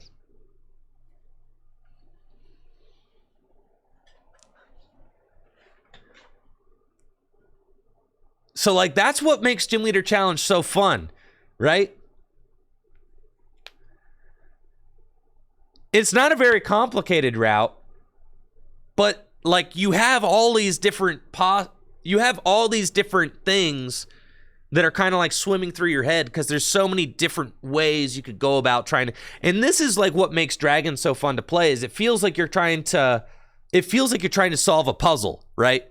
And you're like, okay, I've got to like do this and this, but I've only got this, this, and this, right? Phantom Panda's the closest, yeah, and Icky. Yes. You have to evolve into Garchomp this turn. So that's the play. You have to evolve into Garchomp this turn and protect yourself with Sonic Slip, right? And you go for an energy, and you just attach a single energy to Garchomp. So then the following turn, right? So then the following turn, you evolve into Garchomp, and Garchomp takes, or you already have evolved into Garchomp, and that energy is guaranteed safe. And then you can Gust, and then you can go for your final knockout. You have to have recovered the Double Dragon, or you have to go Zygarde Raihan to like, snipe something on the bench. But I think that the play is to protect your energy investment with Garchomp. So that's what I end up going for. Because imagine this.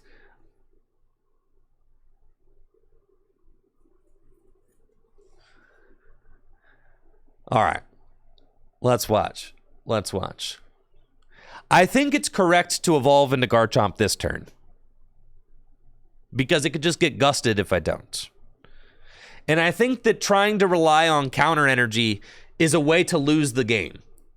Because in order for counter energy to work, I have to let Cole go to one prize. And it's too risky if I do that, right? So counter energy is just like basically a non-energy. It's not worth it. All right, let's carry on. But this is a really interesting board state. I feel like there's a lot that can happen right here. And this is part of what makes Gym Leader Challenge so fun to play.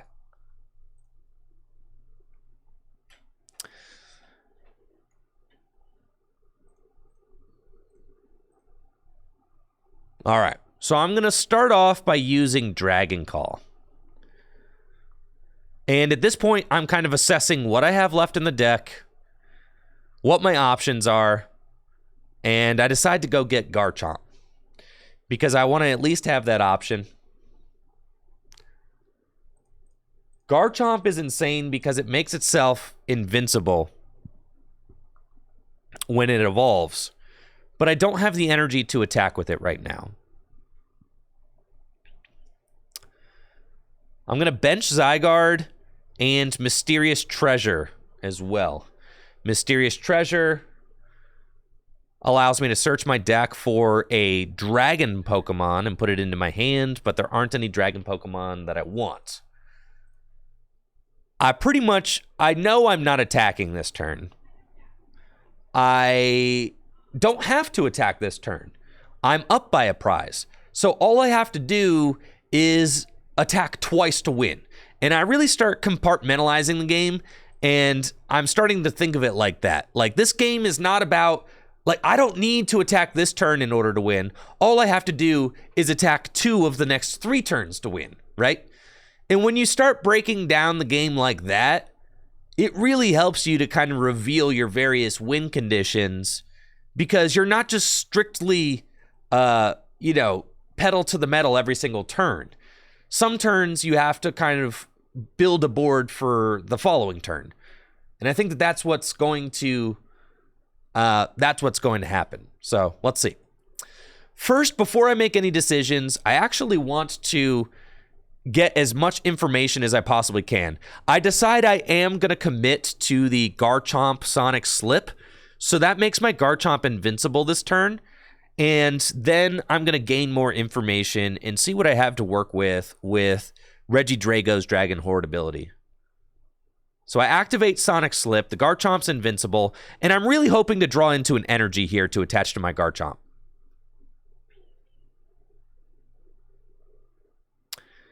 I actually get a pretty ideal draw off of this. You can see I got not only the special charge, but I also got an Aurora Energy and Lusamine, because I can use Aurora Energy, attach it to Garchomp, then I can also special charge the Double Dragon Energy back into the deck. This is just a really strong draw. And I knew that there were good cards left in the deck because there weren't that many cards left in the deck, so filling my hand to 4 was definitely a good decision. But now I won't be able to attack this turn, but I am building my board for next turn.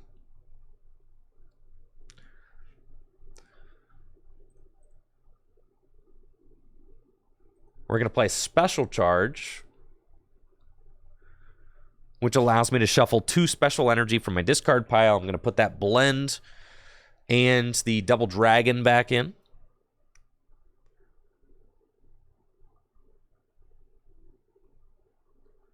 And then shuffle up.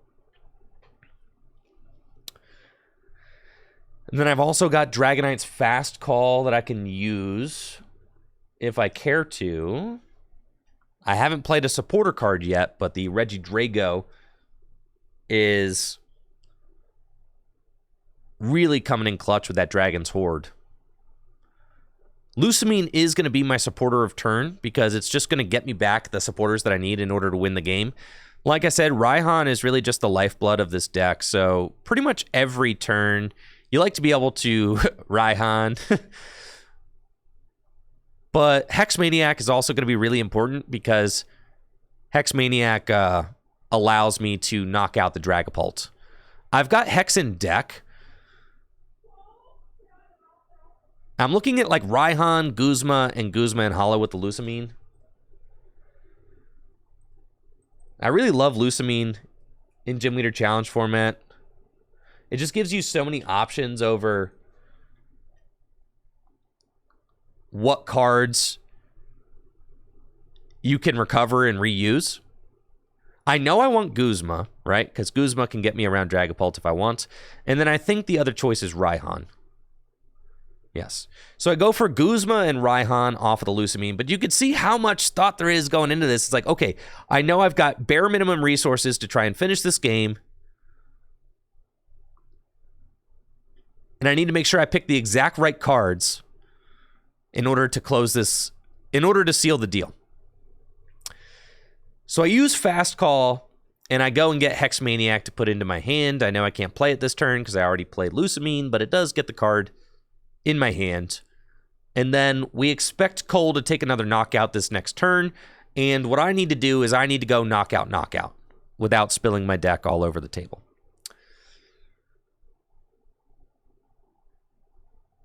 So at this point, we've got a pretty solid board. I've got Raihan back. And what's really good about recovering supporters this turn is that it sets up Dragonite to be able to get Raihan the following turn, right? So I can Raihan, I can Guzma, because I put those supporters back into that. So I can Fast Call for them now. So what's so good about that is even if Cole ends me to 2 and disrupts my hand, I can use Dragonite's Fast Call to go get those potentially game-winning supporters, right? And then I just pass it to Cole. I've got nothing left to do. I'm just preparing for the following turn. My Garchomp is invincible, so Cole cannot gust and knock out my Garchomp, which is what I wanted to do.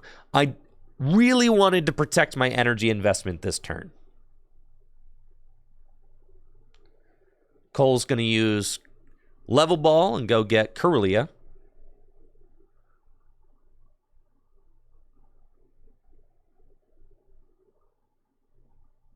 And we'll see what other options he may have in his hand. Now, that's a really good question in the chat. If Cole has Hex Maniac, does that turn off Garchomp? It does not. Garchomp's ability goes into effect when you evolve it, and then it turns into an effect on the Pokemon. So Garchomp's ability creates an effect on the Pokemon.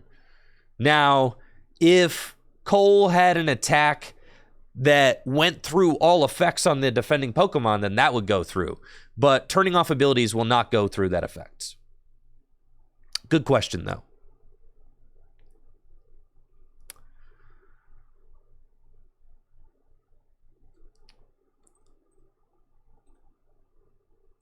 Dragapult is one of the most menacing Stage 2 Pokemon in Gym Leader Challenge format. And you can see kind of how this game is devolving into a slugfest between powerful Stage 2 Pokemon. We've got Dragapult on one side with its prize-denying Infiltrator ability. We've got Garchomp on the other side with its prize-denying Sonic Slip ability.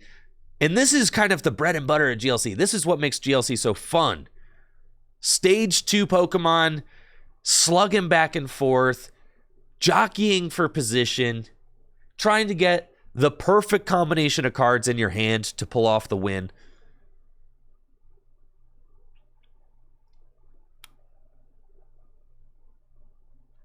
Cole's going to attach to his Giratina. He's got plenty of attackers built up, but he needs to be able to win this race. Dragapult will use Phantom Force, doing 120 damage. And then he gets to place 3 damage counters. He tries to place some on Garchomp, but I tell him not to do that because Garchomp's Sonic Slip prevents damage and effects of attack. So I'm like, yeah, you don't want to do that. So he places them on my other Pokemon. Then I draw, and this is the perfect top deck for me right here, is Energy Lotto. And I know that in order to really piece this together, I need to find an energy, and that Energy Lotto top deck is exactly what I needed.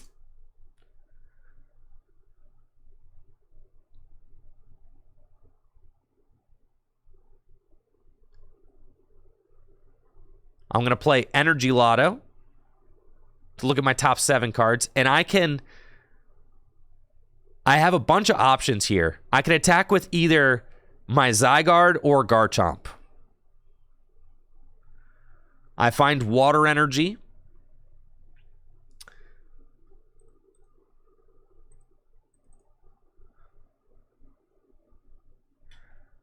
And the Water Energy is going to allow me to attack with my Chomp this turn. But I am a little bit nervous because when Garchomp attacks, it does mill cards. So I play Hex Maniac as my supporter for turn, and this is something that I really wanted. I really was hoping that I could find an energy off the top of the deck so that I could knock out the Dragapult this turn. The Dragapult is like enemy number 1, and with that Hex Maniac that I got last turn off of Dragonite, I am able to hit through Dragapult's ability, Infiltrator, and I don't have to flip a coin. So here we go. Garchomp will attack, and I mill 2 cards off the top of my deck. 160 damage. Garchomp taking the knockout, and I go to 1 prize remaining. Cole is going to promote Necrozma and draw for turn. I've still got Double Dragon in the deck and Raihan, so I'm feeling very good about my prospects to win this game.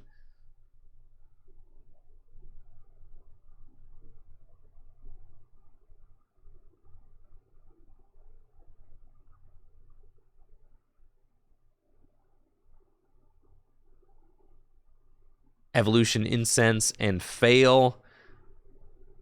Resources are running low right now with both decks. And then Cole concedes he doesn't have it. Just running out of steam at the very end of the game. And that is a good game, really tight game against Cole there. That was very close. You could see how I really needed to utilize every piece of the Dragon deck effectively in order to pull that off. It's very satisfying to piece together the game-winning plays with the Dragon deck because it is kind of just a different, convoluted deck with lots of different, energy requirements. It's very fun to play. So that was a really good one. Definitely enjoyed that game against Cole. Huge thanks to Cole for coming out to League and playing.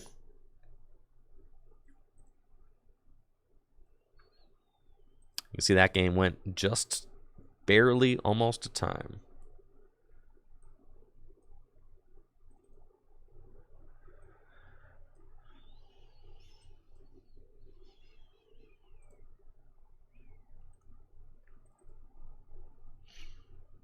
All right, next up, playing against Craig.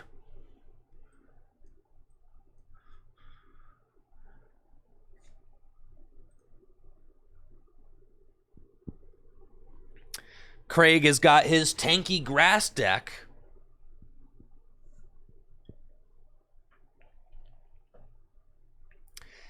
And I've got, of course, my Dragon deck. Craig loves his Tanky grass deck. This is one of his favorite decks. Pilots this regularly. Craig is Koros Eagle in the chats, for those of you who don't know.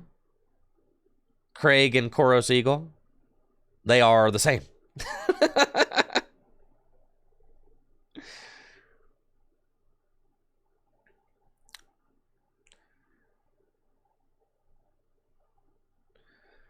I got a mulligan. There are only 10 Pokemon in the Dragon deck, and 4 of them are evolutions. So there's only 6 basics, so got a decent amount of mulliganing potential. I find my basic. No, not Spotlight Search. Stop. Hammer time. Craig going to start the game off with Kricketot and a Hisuian Heavy Ball. Hisuian Heavy Ball, very strong in Gym Leader Challenge formats. And this Kricketot is extremely brave. But all I need is a double Dragon Energy, and this game is over. Because Cricketot's only got 70 hit points. But unfortunately, I do not have it like that. I do have a Lance, though. And Lance is the best way to kick off the game with Dragon. Well, Lance or Guzma and Hala. Probably Guzma. I would have preferred to have Guzma and Hala because Guzma and Hala would have just ended the game.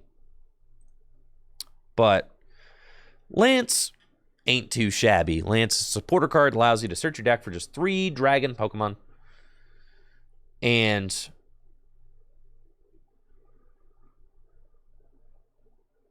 put them into your hand. So right now I'm checking my prizes, and I am coming to the conclusion that my Dratini is prized, which is no good. Really hate to have Dratini prized, as Dragonite is quite strong. Really helps you to get the whole party started. But unfortunately, I do not have a lot going on. And Dratini is nowhere to be found. That's fine, though. I do have an energy in my hand.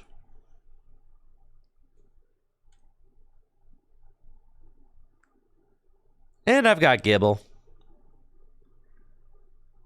So I'm feeling pretty good about all this. I can get all my Pokemon out. I don't have too much else going on. But you can see if I had Dratini, then, you know, then next turn I go get Dragonair and everything is glorious. But as it is right here, just have to attach to Drampa and Corkscrew Punch for 30. Now Craig has got some options. Peonia and Colress. Colress is not going to be very strong right here because I don't have a lot of bench Pokemon. In fact, that's why I don't even play Colress in my Dragon deck, because really I don't bench a lot of Pokemon. So Craig has to Peonia and puts 3 of his prize cards into his hand, and then has to put 3 of those back. Is hoping to find some useful cards, help him establish his board a little bit more.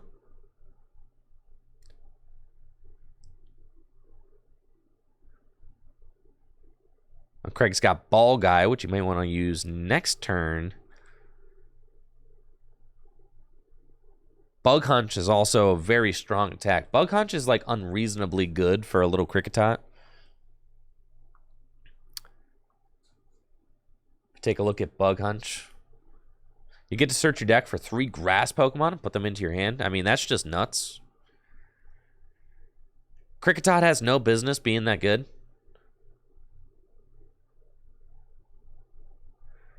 So Craig's just going to use Bug Hunch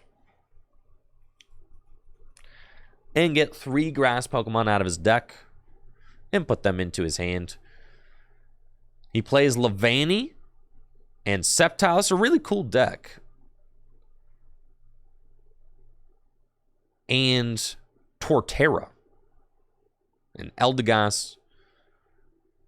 He's going to get Trico, Sawaddle, and Turtwig.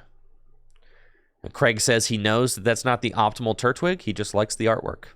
And I respect him for that. It may not have synthesis, but it is very cute. So I'll draw.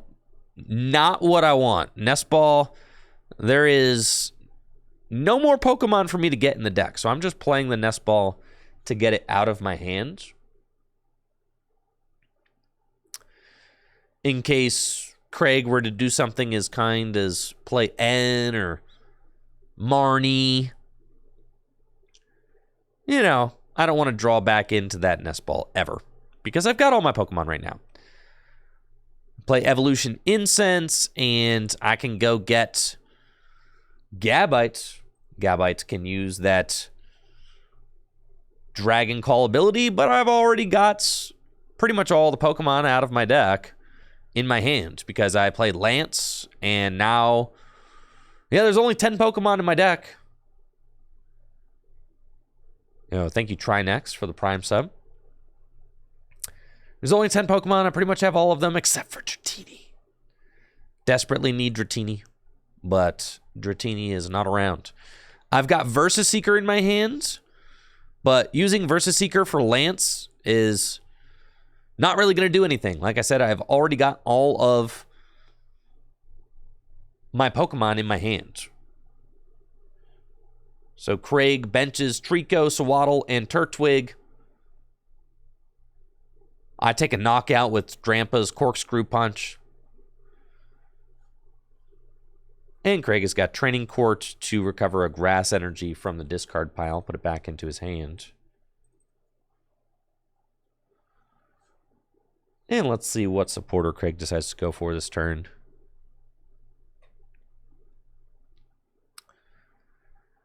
He's got Ball Guy. And I think Ball Guy just makes sense. Go get some more setup going. At this point, I desperately need some more energy going on. Guzma and Hala, a draw supporter, something. But that is one of the things about the way I've constructed this Dragon deck, is there's not a ton of draw supporters in it. for the most part, you know, it's a lot of search cards, which helps you to set up Dragonite, and then once you get Dragonite into play, you know, then you can kind of just go get whatever you want. But right now, we're all aboard the struggle bus. If I get Regidrago in the active, I could draw cards with Dragon's Horde, but I don't have any way to easily get Regidrago in the active. And Craig is going to continue setting up. He's got Capsicid and Gossifleur. Grass Energy will go on to Turtwig, and that's a pass. I've got Dragonite off the top of the deck, and I'm like, goodness. Gotta be kidding me. Now I play Town Map, and I can see that Dratini. I see you now, Dratini. Hanging out in the prize cards. You think you're a funny guy, huh?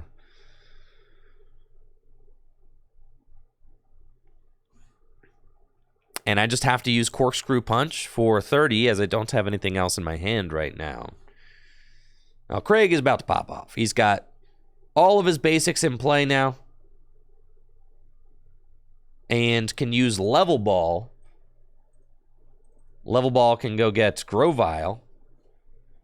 And Grovyle has a nice ability. Sunshine Grace.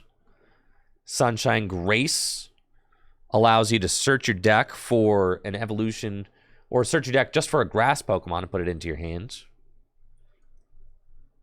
Timer Ball comes down as well. Timer Ball is one of the most divisive cards in Gym Leader Challenge formats.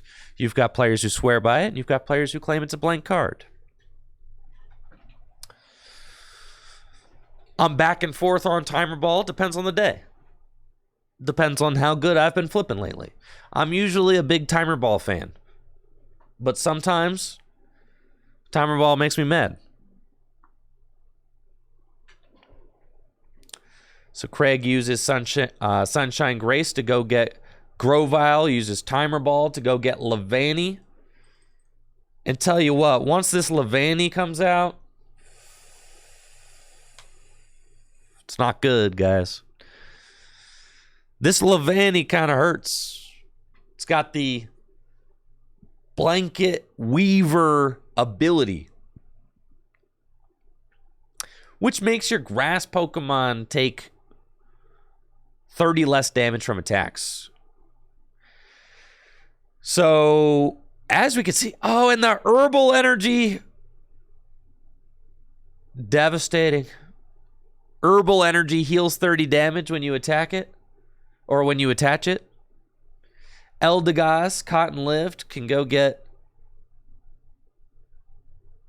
2 grass energy out of the deck. I mean, just look at this. It's crazy. It's happening. It's all happening. With both Grovyle and Grottle on the bench, Craig can search out 2 grass Pokemon and put them in his hand every turn, which is just so good. And now Craig's grass Pokemon are taking 40 less damage from attacks.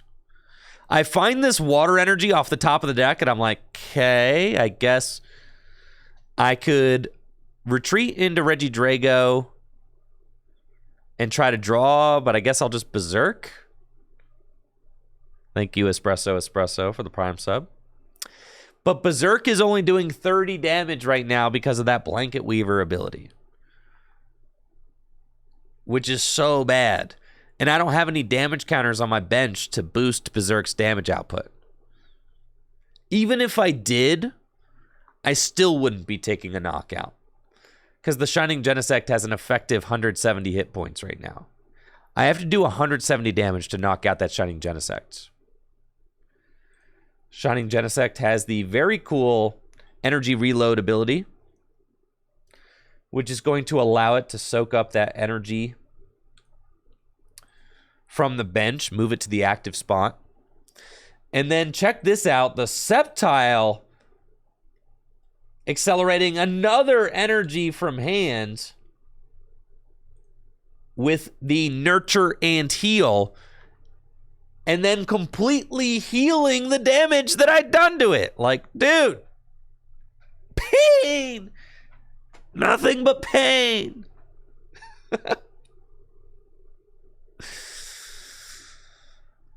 So finally, I'm like, okay, I've got Regidrago in the active. I can attach an energy and I can Ultra Ball, right?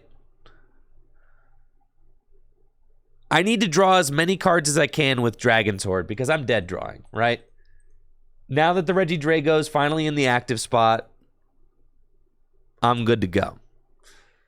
Like, okay, I'm going to Ultra Ball, fail it.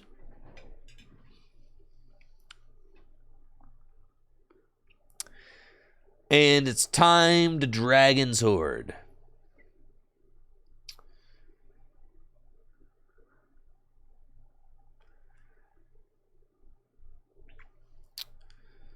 Now, I don't want to evolve my Garchomp, but I'm dead drawing, right? So I'm like, ugh. I'm kind of weighing this decision. I really don't. I want to save Sonic Slip. But at this point, I'm like, if I don't draw out of this, I lose 100%. So I either draw 3 cards or I draw 2.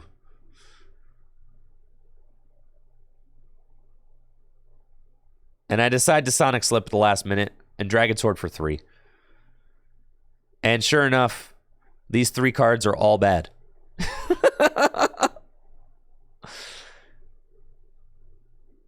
Because I haven't seen any good cards yet. And Silene and Lucamine both allow me to get good cards back from the discard pile. But I haven't seen any good cards yet. So I decide to play Silene. But as soon as I play Silene, I flip double heads and I'm like, bro, I don't want to put any of these cards back on top.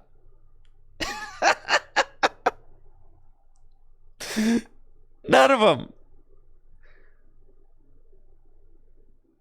Now, in hindsight, here, I think I should put the Revive on top of the deck. I think. And I think what I need to do is I think I need to put Revive on top of the deck so that when the Regidrago gets knocked out, that then I can retreat into it and try again with Dragon's Horde. But at this point, I am just like, I'm having a bad time. So I Silene the energy back on top, but then that means that I'm definitely not drawing a good card next turn.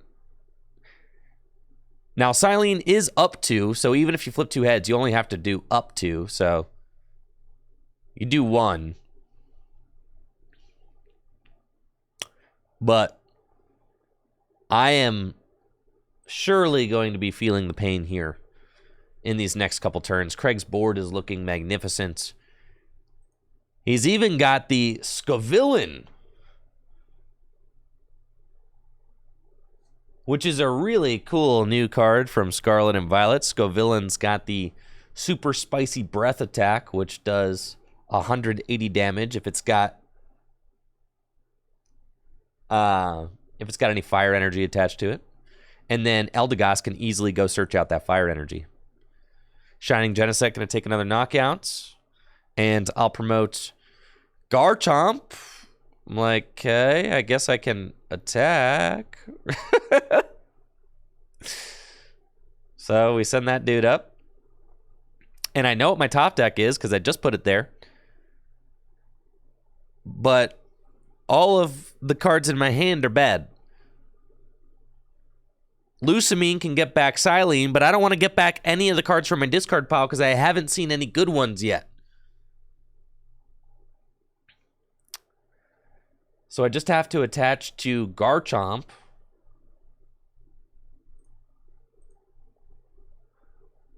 And we're going to Dragon Blade. Now what's funny is I have Versus Seeker in my hand, so I'm actually really stoked that I milled that N off of Dragon Blade. But because of Levani, Dragon Blade does not take the knockout, which is super tilting that the Shining Genesect is left with just 10 hit points left. It hurts. Yeah. Levani's Blanket Weaver ability doing exactly what Craig has set it up to do, preventing that knockout, which is really brutal.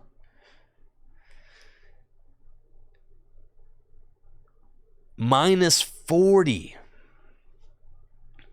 So in order to take this knockout on Garchomp, I think Craig would have to put more energy on the Shining Genesect that he wants to, so he just decides to boss around it and take my Dredagon out, which I'm fine with because I'm like, well, that means I get to attack again, so that's nice. Save a little bit of face. Find an Aurora Energy and a Rainbow. I'm going to attach Rainbow to Zygarde and Versus Seeker for the N that I milled. And it is time to end. So my first draw supporter of the game. Coming a little bit late. Craig's only got 3 prizes left. Not good. That's bad. And even though the prize count is going to be 3 to 4, which seems close, this game is really starting to get away from me right now because Craig has such a solid board state. I mean, if you look at the board, Craig's got 3 attackers built up that can take big one-hit KOs. Scavillain's doing 180. Torterra's doing like 200. Shining Genesect's doing 130. None of these guys are guys I can knock out because of Levani.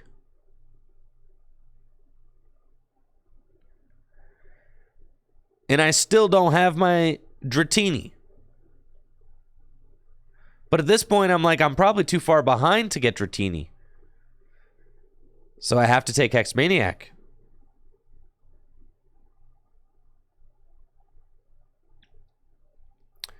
Oh, Craig's got Trainer's Mail. Look at the top 4 cards of his deck. And put a trainer card he finds there into his hand. He's going to take the big charm, because why not? Make these big guys a little bit bigger. That hurts. Listen, these Pokemon are already tough to knock out.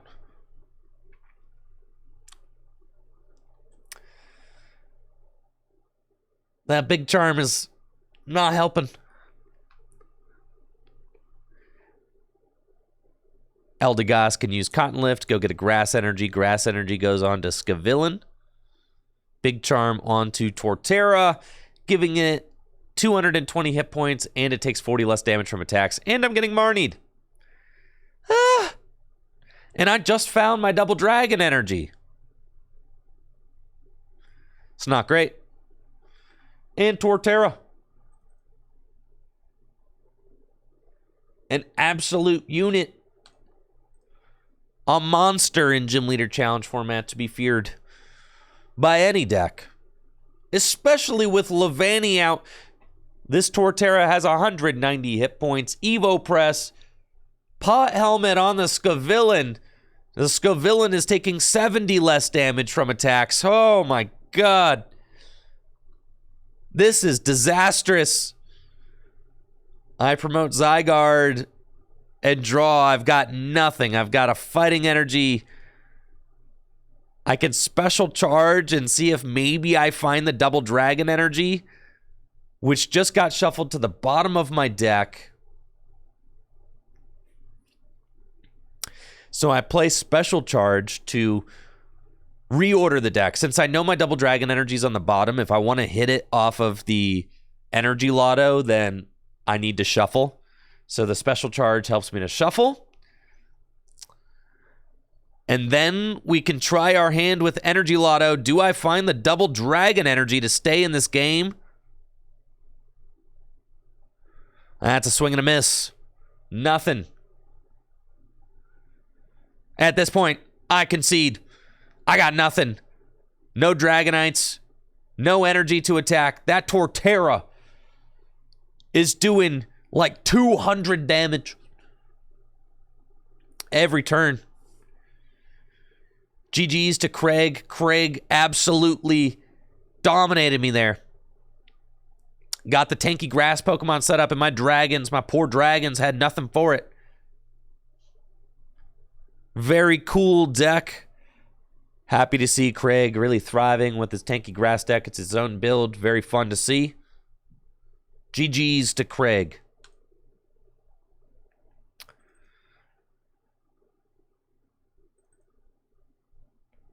Same as usual, except I'm just going to come over here, press record, and then we'll play. I'll start a timer that we... Whoa, whoa, whoa. There's audio here?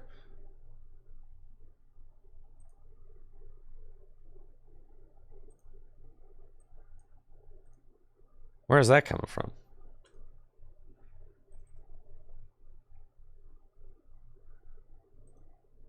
Ain't no audio supposed to be happening. Oh, that's cool. I could zoom in on the play. That's sick. I should start doing that a little bit. Kind of spice up the... Oh, no, this is... Wait, am I on... Oh, I'm on the wrong player. That's right. On QuickTime player.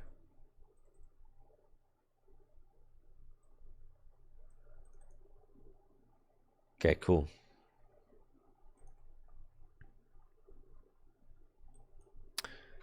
There we go. Now we're chilling. Whoa, whoa, whoa, whoa. Spoilers, bro. Spoilers. Yo, thanks, Rob, for the feedback. Glad you're enjoying it.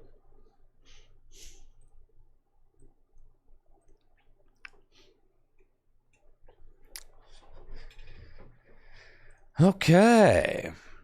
Round 4 of 4 at the Full Grip Games Gym Leader Challenge League nights. I've got myself on the left versus Cacturn Jack on the right.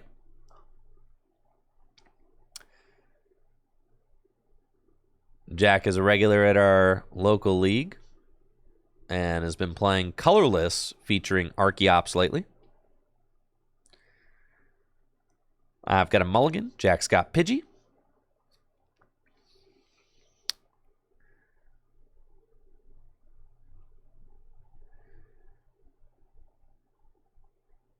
And I find my Regidrago. And we're off. Jack chooses to go second, so I'm going first. And honestly, going first when you open Regidrago and a basic energy is not bad at all. I've also got turn 1 town map, which feels good. So I play that, attach a fire energy to Regidrago. I've got tag call for Guzma and Hala next turn. But can't play it this turn, so I just have to pass.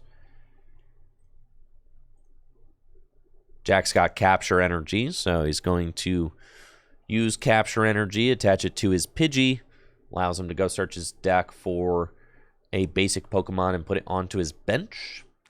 Now Jack is playing a colorless deck that uses Archeops, just like the Archeops that you're used to seeing in standard formats.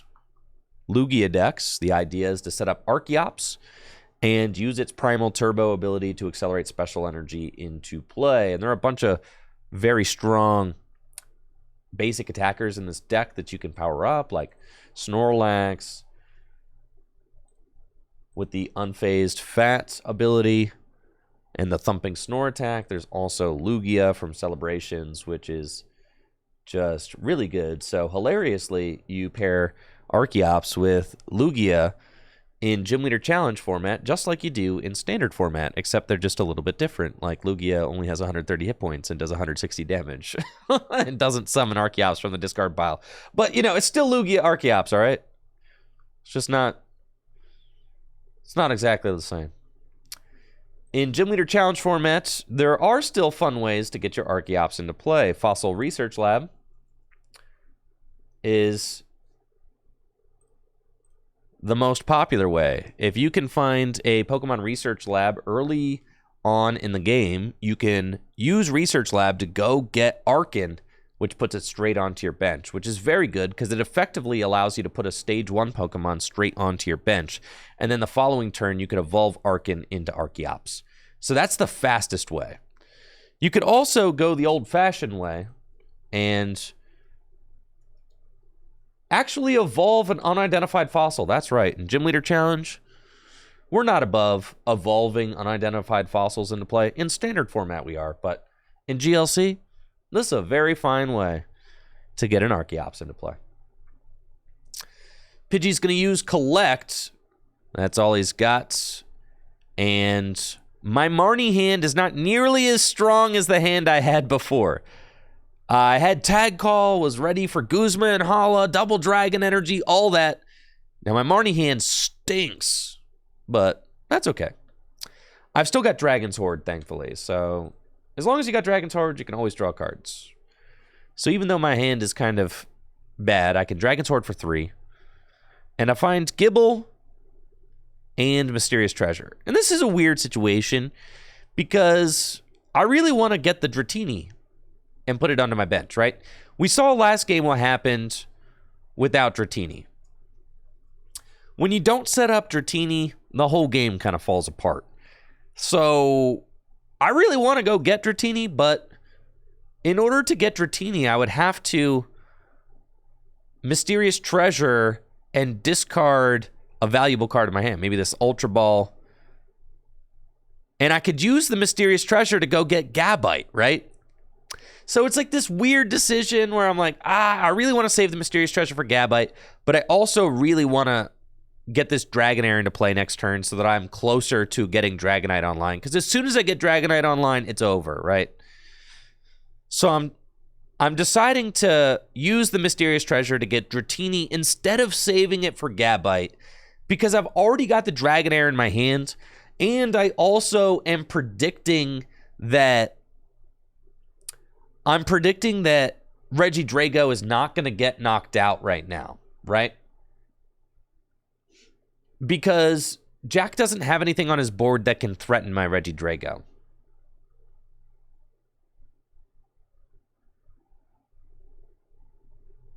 Like, he could attach a double Colorless to Lugia, and that only does 80. So I'm not worried about Reggie Drago getting knocked out. So I'm just going to rely on Dragon's Horde again the following turn. Jack retreats into Lugia. I think he should have actually just Trainer's Mailed first. You usually want to retreat at like the very end of your turn. I know what he's thinking. He just wants to protect his Pidgey. But you always save game actions like that for the end of the turn when you have the most amount of information possible. Off a Trainer's Mail, Jack's deciding between a Research and a Winona. Winona's a good grab as it helps him to set up his whole board. Looks like he's going to get Research, though. I think I like... it's tough, because if you get Winona, you know... Yeah, you set up a little bit, but Jack doesn't even really have like an energy to attach this turn. So, Research is going to be a good play. Try to get another energy on board while also finding Pokemon. It's like you want it all, right? You don't just want some Pokemon. You also want an energy to attach. You want to support it for next turn.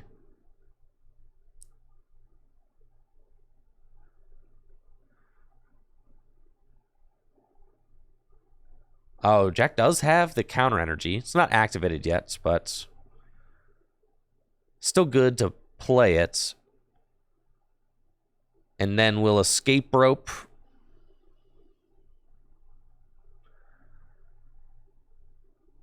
And this Escape Rope actually has thrown me for a loop because my hand is bad, right? I was planning on using Dragon's Horde. And then Jack's going to play that Professor's Research and draw 7 cards. So now with this Gibble, I could get stranded in the active. Chat?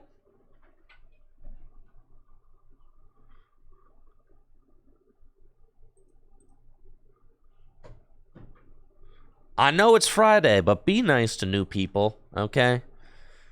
Be nice to new people who come in asking questions. If someone says, "Is this Gym Leader Challenge?" you say, "Yes." Is that so hard?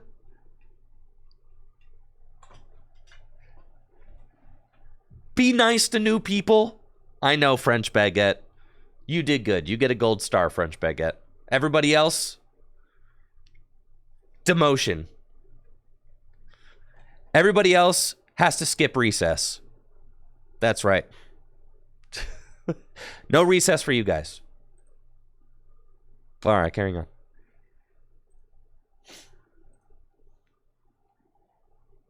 Thank you, Riley, for that tier 2 sub. All right, Jack's got Collapse Stadium.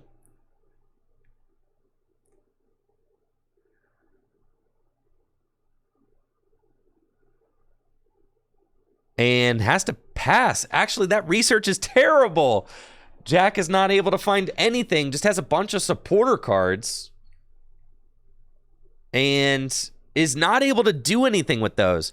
Now, I draw into an energy, and at this point, I'm trying to decide what I want to do. I only have a 1-card hand. It's a fighting energy. I can either attach it to Gibble and Ascension to go get Gabite, or I can retreat into Regidrago. And I think retreating into Regidrago just makes the most sense, because if I use Ascension, evolve into Gabite, that Lugia can knock me out. So I've got a good draw off of the Dragon's Horde. I find Guzma and Hala and Tropical Beach. Both of those are strong cards right now. I've also got Tag Call.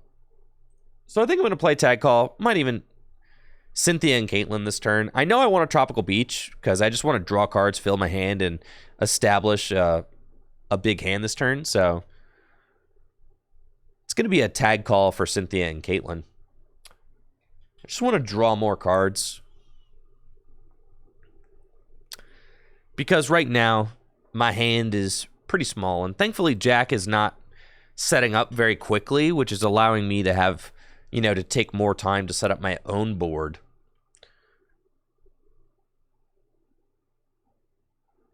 So I'm going to Tag Call for Cynthia and Caitlyn. And Cynthia and Caitlyn allows me to draw 3 cards.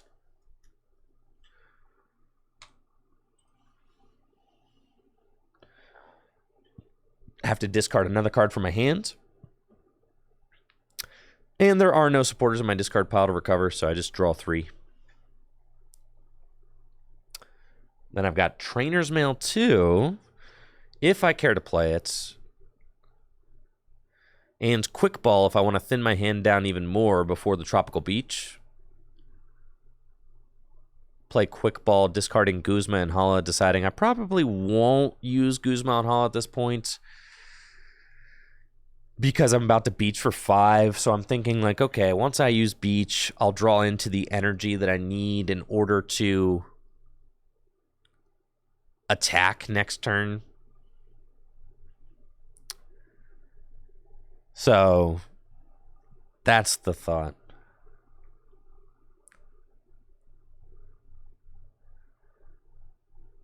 And then we've got Dragon's Horde. Or not Dragon's Horde, we've got Tropical Beach. Tropical Beach is an excellent way to draw cards and increase your hand size. Does end your turn. It is a Worlds promo card from 2011 and 2012, I think. So it's either 2010, 2011, or 2011, 2012. I don't remember. I think it's 2011, 2012. But yeah, they should totally reprint Tropical Beach. That'd be nice. They should do that. I'm going to keep saying it because they should totally do that. No more Champions Festival. More Tropical Beach. Please.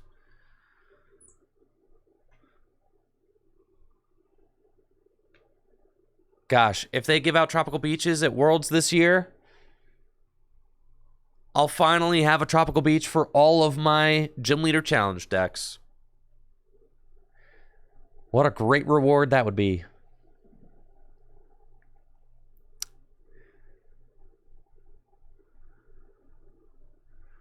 In Gym Leader Challenge, you can use the World Championship versions, like the one I have here.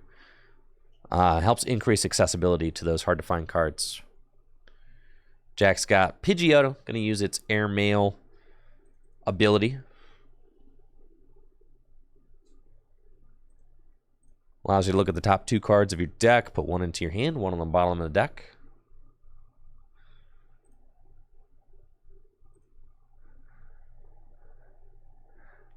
Riley in the chat says that if they reprint Tropical Beach, then the 2 best stadiums for Gardevoir might be Tropical Beach and Champions Festival. So true. It is pretty funny. Jack's going to play N.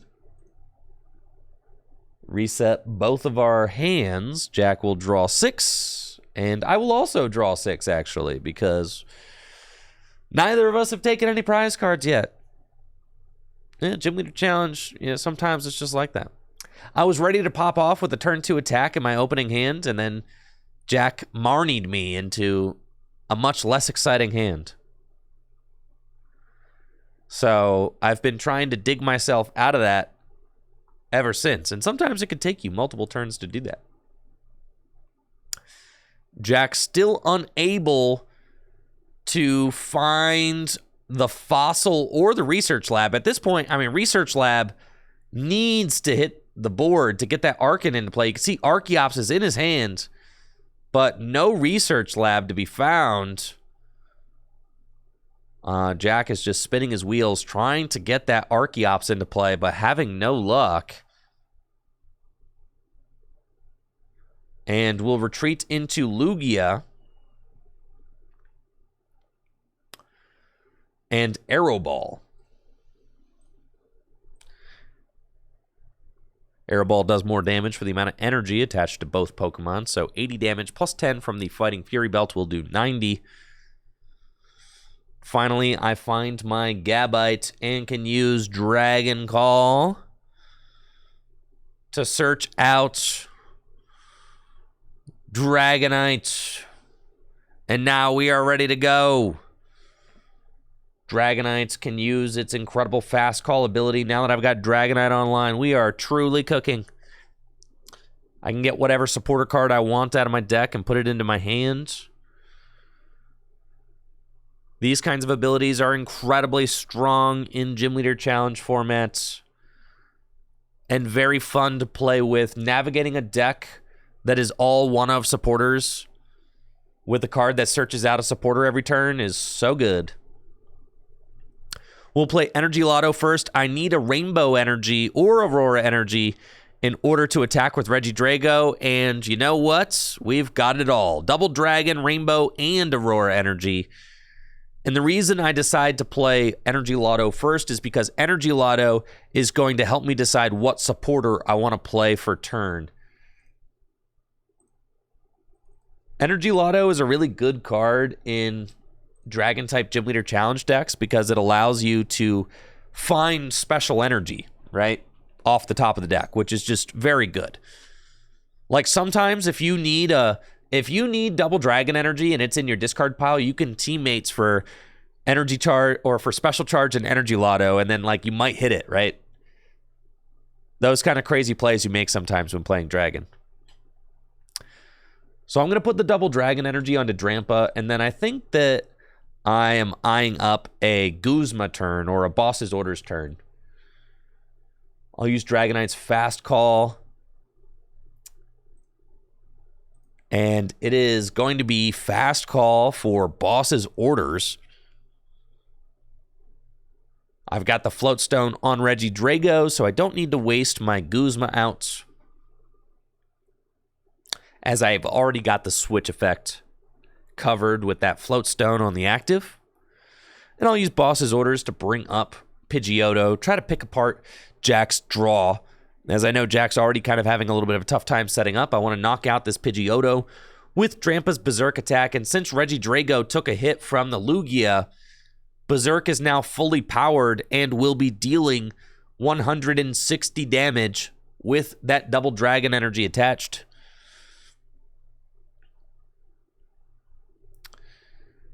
Team Magma's Secret Base will also be placing 20 damage on any of the Pokemon that Jack benches from his hand, except for Team Magma's Pokemon, but it's kind of a funny card because nobody plays any Team Magma's Pokemon, ever. Shouldn't say nobody, maybe there's someone out there who plays some Team Magma's Pokemon, but for the most part, Team Magma's Pokemon are not very good, so Team Magma's Secret Base is definitely the best card from the Team Magma expansion, the Team Magma and Team Aqua expansion.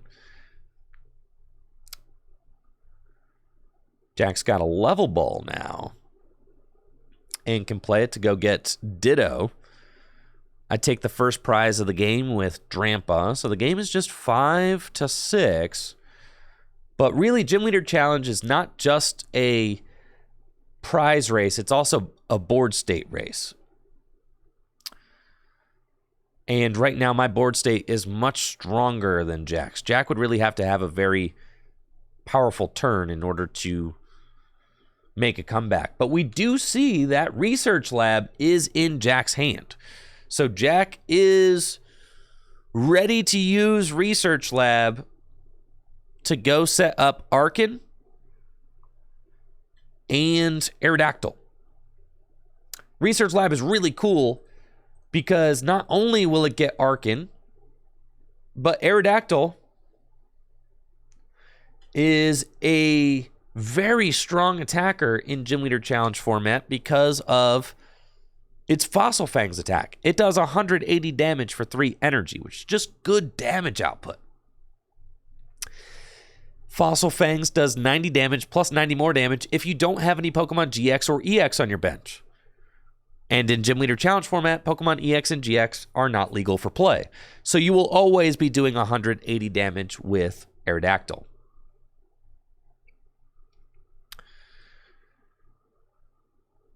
Now here, I've got Stormy Mountains to counter the stadium. And with Dragonite's Fast Call ability, you can see I will be having none of your Arkin.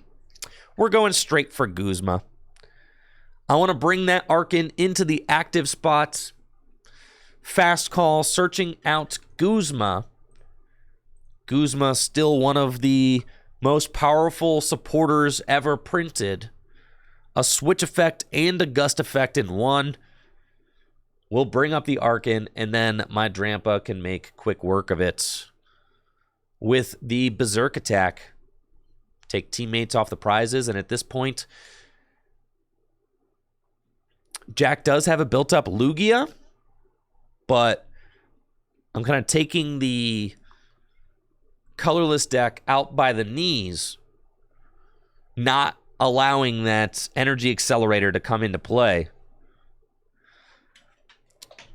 Gladian will allow Jack to look at his 6 prize cards and swap Gladian with one of them. And then with counter energy activated, Lugia will be able to Arrow Ball for the knockout. So big turn coming up from Jack. He's got this fully powered Lugia. Lugia has 170 hit points because of the Fighting Fury Belt. So my deck cannot actually hit 170. And then Fossil Excavation Map is a great card for this moment because it allows Jack to search out that unidentified fossil and put it onto his bench. So if at first you don't succeed, try again. We're going to get unidentified fossil.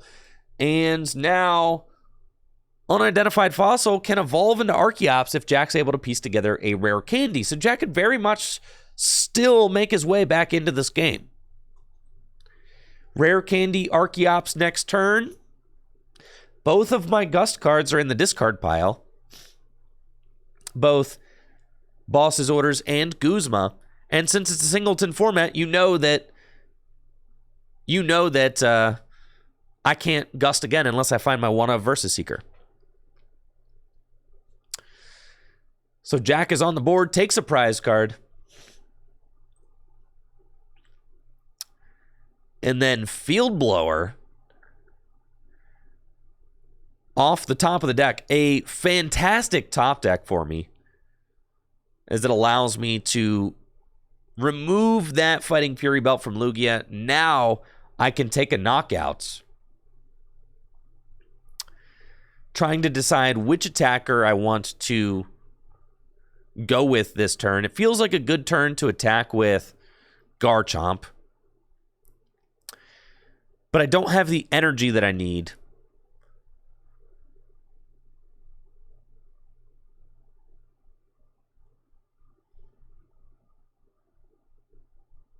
So I'm going to use Dragonite's Fast Call.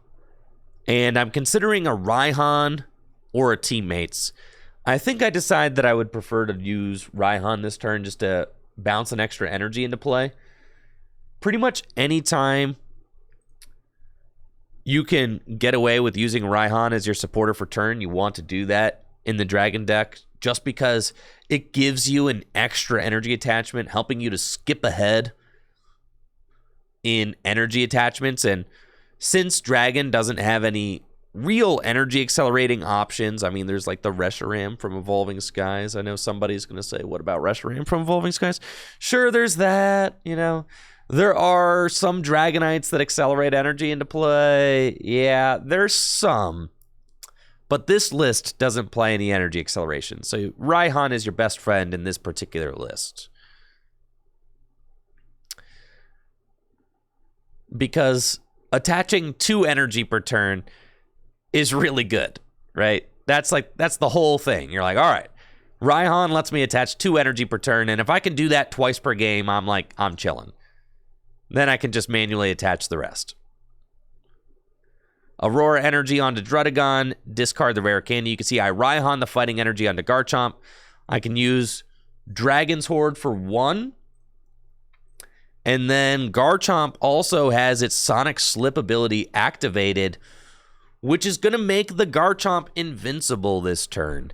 So this is an absolute powerhouse of a board state, and this is what Dragon does best.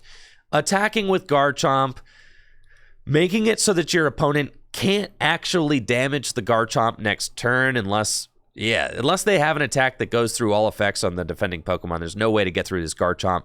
Escape Rope, Boss doesn't do it. Benching it doesn't do it. The effect just stays on Garchomp regardless, which is crazy. It's really crazy to see those kinds of effects in the Pokemon TCG because you don't see them very often. So Garchomp is immune not only to damage, but also to effects of attacks. So even Aerodactyl's Supersonic would not do anything to Garchomp because Garchomp is immune to all damage and effects of attacks. So nothing can touch this Garchomp this turn. Now Jack does have Special Charge, so he's going to play that. And shuffle a couple special energy from the discard pile back into the deck. Pokemon Ranger would do it. Yes. There is a supporter card that removes all effects. Pokemon Ranger. If you're familiar with expanded format, then you're familiar with Pokemon Ranger because Pokemon Ranger is a card that sees some play in expanded formats. But this card is not played in Gym Leader Challenge formats. It is legal for play, but just not a lot of people play it. There's not as many applications in Gym Leader Challenge as there are in Expanded. You got to stop Arceus, Dialga, and Palkia GX from taking bonus prizes.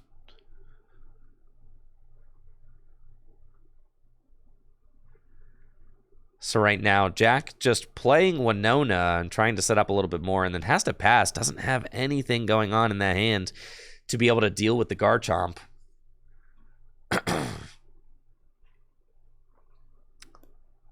Which is going to give me yet another turn to attach an energy, get a bonus attachment. I'll use Dragonite's Fast Call ability to go search out Hex Maniac and play it.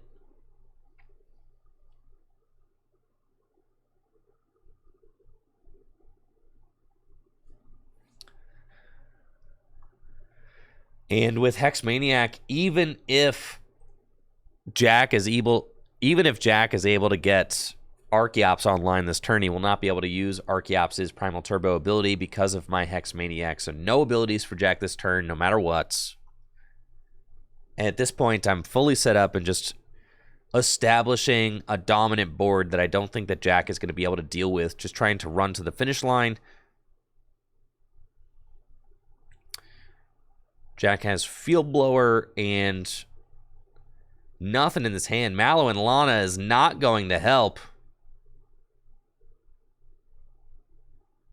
Without Bibarel set up, you could see how much this deck is struggling to do anything with no Bibarel No Chinchino.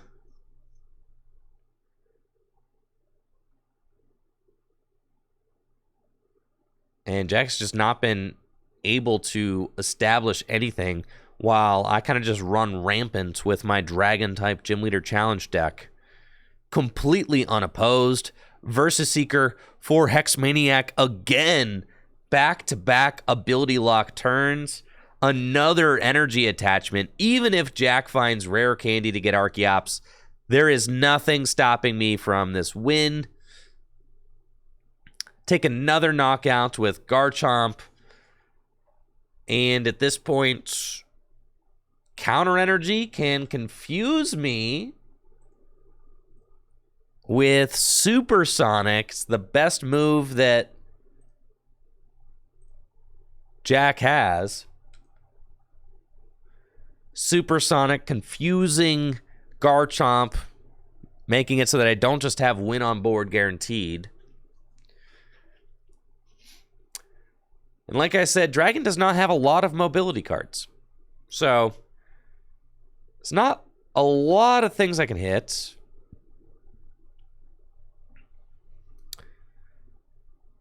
I don't have access to Guzma, or else I'd play that. Or I might have access to Guzma, but I don't have the energy that I need in order to... No, I have the energy, yeah. So I just don't have access to Guzma, so I have to Lucamine for it.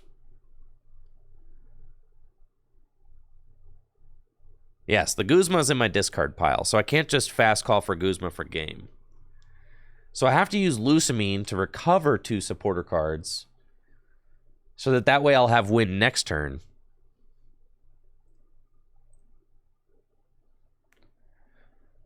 I'll attach an energy to my Drampa. Ordinary Rod. Toss a couple energy back into the deck. Just kind of going through all the motions. But then we can go for win with Garchomp's Dragon Blade, but I am going to have to flip for it.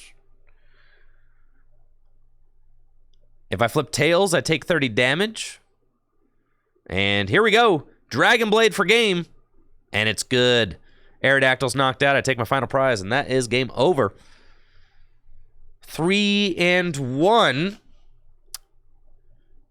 at the Full Grip Games Gym Leader Challenge League Night with Dragon. My only loss coming from Craig with his Tanky Grass deck. This is the list that I played at the event. If you're unfamiliar with Gym Leader Challenge formats, make sure to check out gymleaderchallenge.com and join the Tricky Gym Discord. It is my favorite way to play Pokemon cards. It is kind of like Pokemon's Commander formats. It has been officially recognized by the Pokemon Company International, even published in their player guide. It is featured at all regionals, nationals, and world championships in the form of side events.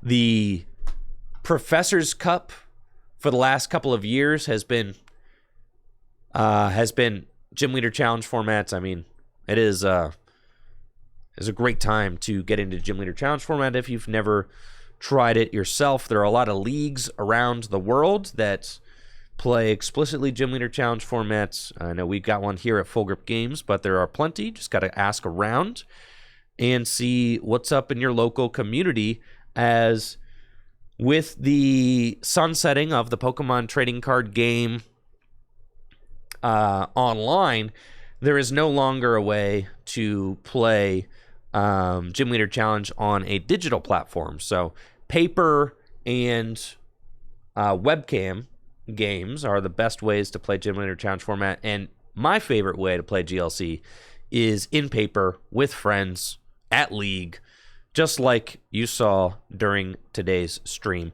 That was a lot of fun. I really enjoyed playing GLC last night at Full Grip. It's always a blast getting to win, the GLC, getting to win the prize packs is really cool.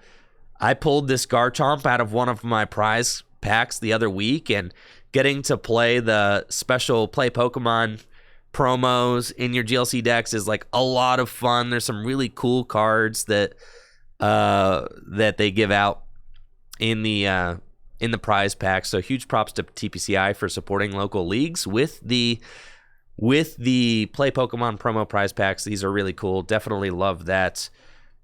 Playing at Full Grip Games is a lot of fun as well. It's a $5 buy-in, and then they do 100% payout in store credit. So it's not only great for earning prize packs, but also for earning store credit here at the shop. If you're local, definitely make sure to check out Full Grip Games. You can follow us on social media where we post about our upcoming events. We have weekly standard events on Wednesdays, and we have weekly Gym Leader Challenge events on Thursday nights.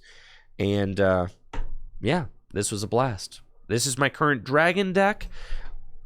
As for potential changes, cards that I like, cards that I don't like. I like Pot Helmet a lot, as your dragons are not exactly like the beefiest dudes, but being able to put a Pot Helmet on Garchomp feels really good. Being able to put a Pot Helmet on Regidrago to make it like a little bit more tanky is quite good. I also liked the Zygarde. I felt like the Zygarde was giving me win conditions that I didn't have otherwise, so I like that. I feel like the Zygarde's cool. Zygarde can stay. It's also just like a decently sized Pokemon that has like a little bite attack for 1 energy. So I kind of like that guy.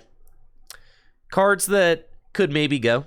I think Silene could probably go for Palpad. I saw Tumney in the chat talking about Palpad in this deck. Palpad is really good because you really want to be able to like Raihan multiple times. You want to be able to Hex Maniac multiple times. Yeah. You want to be able to use the good supporters over and over again. Silene's like fine, as it can put your double dragon energy back on top of the deck, but Silene is like a little bit cheeky, probably like a little bit too cute. So I think this card can probably go. Palpad is very good in this deck because you can use Palpad, put the good supporters back into the deck, and then Dragonite for them immediately. So as soon as you draw into Palpad, you're like, cool, I'll put Hex Guzma back into the deck, and then I can fast call for them. So that's very strong. Escape Rope was new for me in this list. I usually play Tate and Liza, but I decided to cut the Tate and Liza, so I wanted a switch card and Escape Rope. Escape Rope's cool. I think Escape Rope belongs in almost every deck now because of the prevalence of like Wobbuffet with its Bide Barricade ability. It can also push Galarian Weezing out of the active spot. It's also just a really good card for mobility and for targeting Pokemon on your opponent's bench. There's a lot of times where maybe your opponent's trying to sack a Pokemon and they're trying to give you a Pokemon that they want to get knocked out, and you can play Escape Rope, and then they have to make a tough choice. So I do really like Escape Rope in the list. I felt like you need all of the recovery cards that you have. Yeah, I think Silene's probably the card I would look at that you could cut. You could also cut Counter Energy. I know that's kind of crazy, but you could cut Counter Energy because you're always winning. Right? If you ain't first, you last. So usually, if the deck is working right, then you're probably the first one to take knockouts. So Counter Energy can go. And yes, this is 2 Fire Energy, 2 Fighting Energy, 2 Water Energy. Counter Energy is kind of... I feel like I never use Counter Energy, which is kind of funny. Because it is such an aggressive deck. I took out Bridget and Gloria, and I haven't missed them. That's fine. I think Lance and Guzmahala are like your best friends. So that's fine. And you have Stormy Mountains. You have plenty of basic search. The deck works right every time. You don't need Counter Energy. You're fine. You're fine. Yeah. For sure, for sure. I do really want Muscle Band. That's a card that I feel like the deck should just have. You should be able to hit, 180 in this deck. So, and then I also have thought about Professor's Letter. It's another one. Another card that searches out energy. always good. Professor's Letter is quite strong. I like that a lot. Kukui is another good option for sure. Kukui plus 20 damage, draws 2 cards. Nice. But yeah, happy with this dragon build. I finished 3rd place at League last night, so I'm still in the hunt for a dragon win. For those of you that don't know, I am trying to win my local Gym Leader Challenge League nights with every type in Gym Leader Challenge format. I've won with Water, Lightning, Psychic, and Metal. So I've won with 4 types so far. Dragon is one of the types on my list, and I'm pretty confident with playing and building a dragon deck. So I feel like that's definitely one that we can get. But it's not easy. There's a lot of good players at our League nights. So definitely not a cakewalk, and I'm having a really good time challenging myself, trying to win with all of the different types. All right. That's it for me. It's 70 degrees outside. I'm getting out of here, chat. Gonna have a nice Friday. All right. Hopefully you all do the same. I'll be back on Monday with some more Pokemon Trading Card Game Live. And then on Tuesday, I've got Jesse do a kickflip. I don't have the camera set up right now. I'm in Birkenstocks.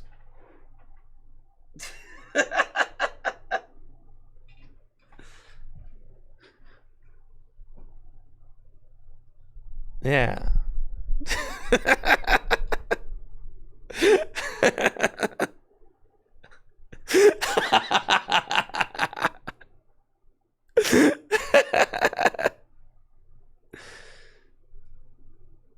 Yeah. So probably gonna go for a nice spring day's walk. That's the vibe right now. I've got my nice shorts on, the Berkeys.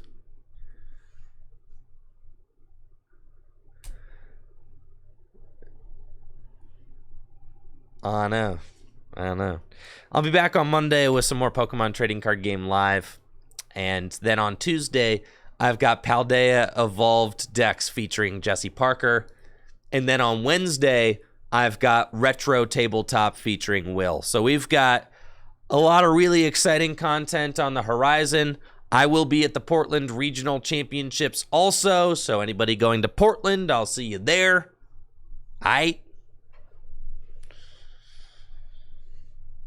Let me know in the Discord what kind of decks you guys want to see on Tuesday from Paldea Evolved.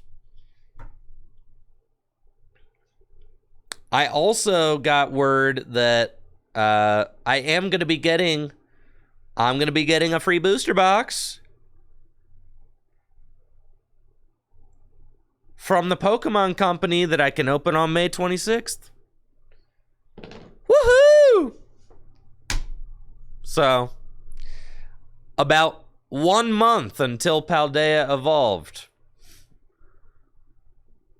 We got 1 month, and then we'll be opening the next set. It's so crazy to me that we went through like 6 months of Silver Tempest format, and it's like, dang, this is like 6 weeks of Scarlet and Violet format, and now we're on to Paldea Evolved. It's crazy. The turnover for Paldea Evolved feels so fast, which is awesome.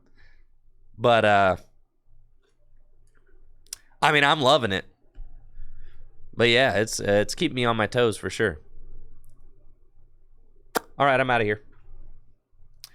That's it. See you all on Monday with some Pokemon Trading Card Game Live. We'll play the game.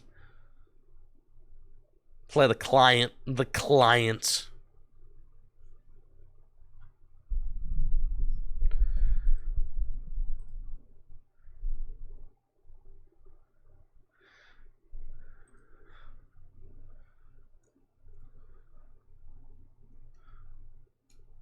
See ya.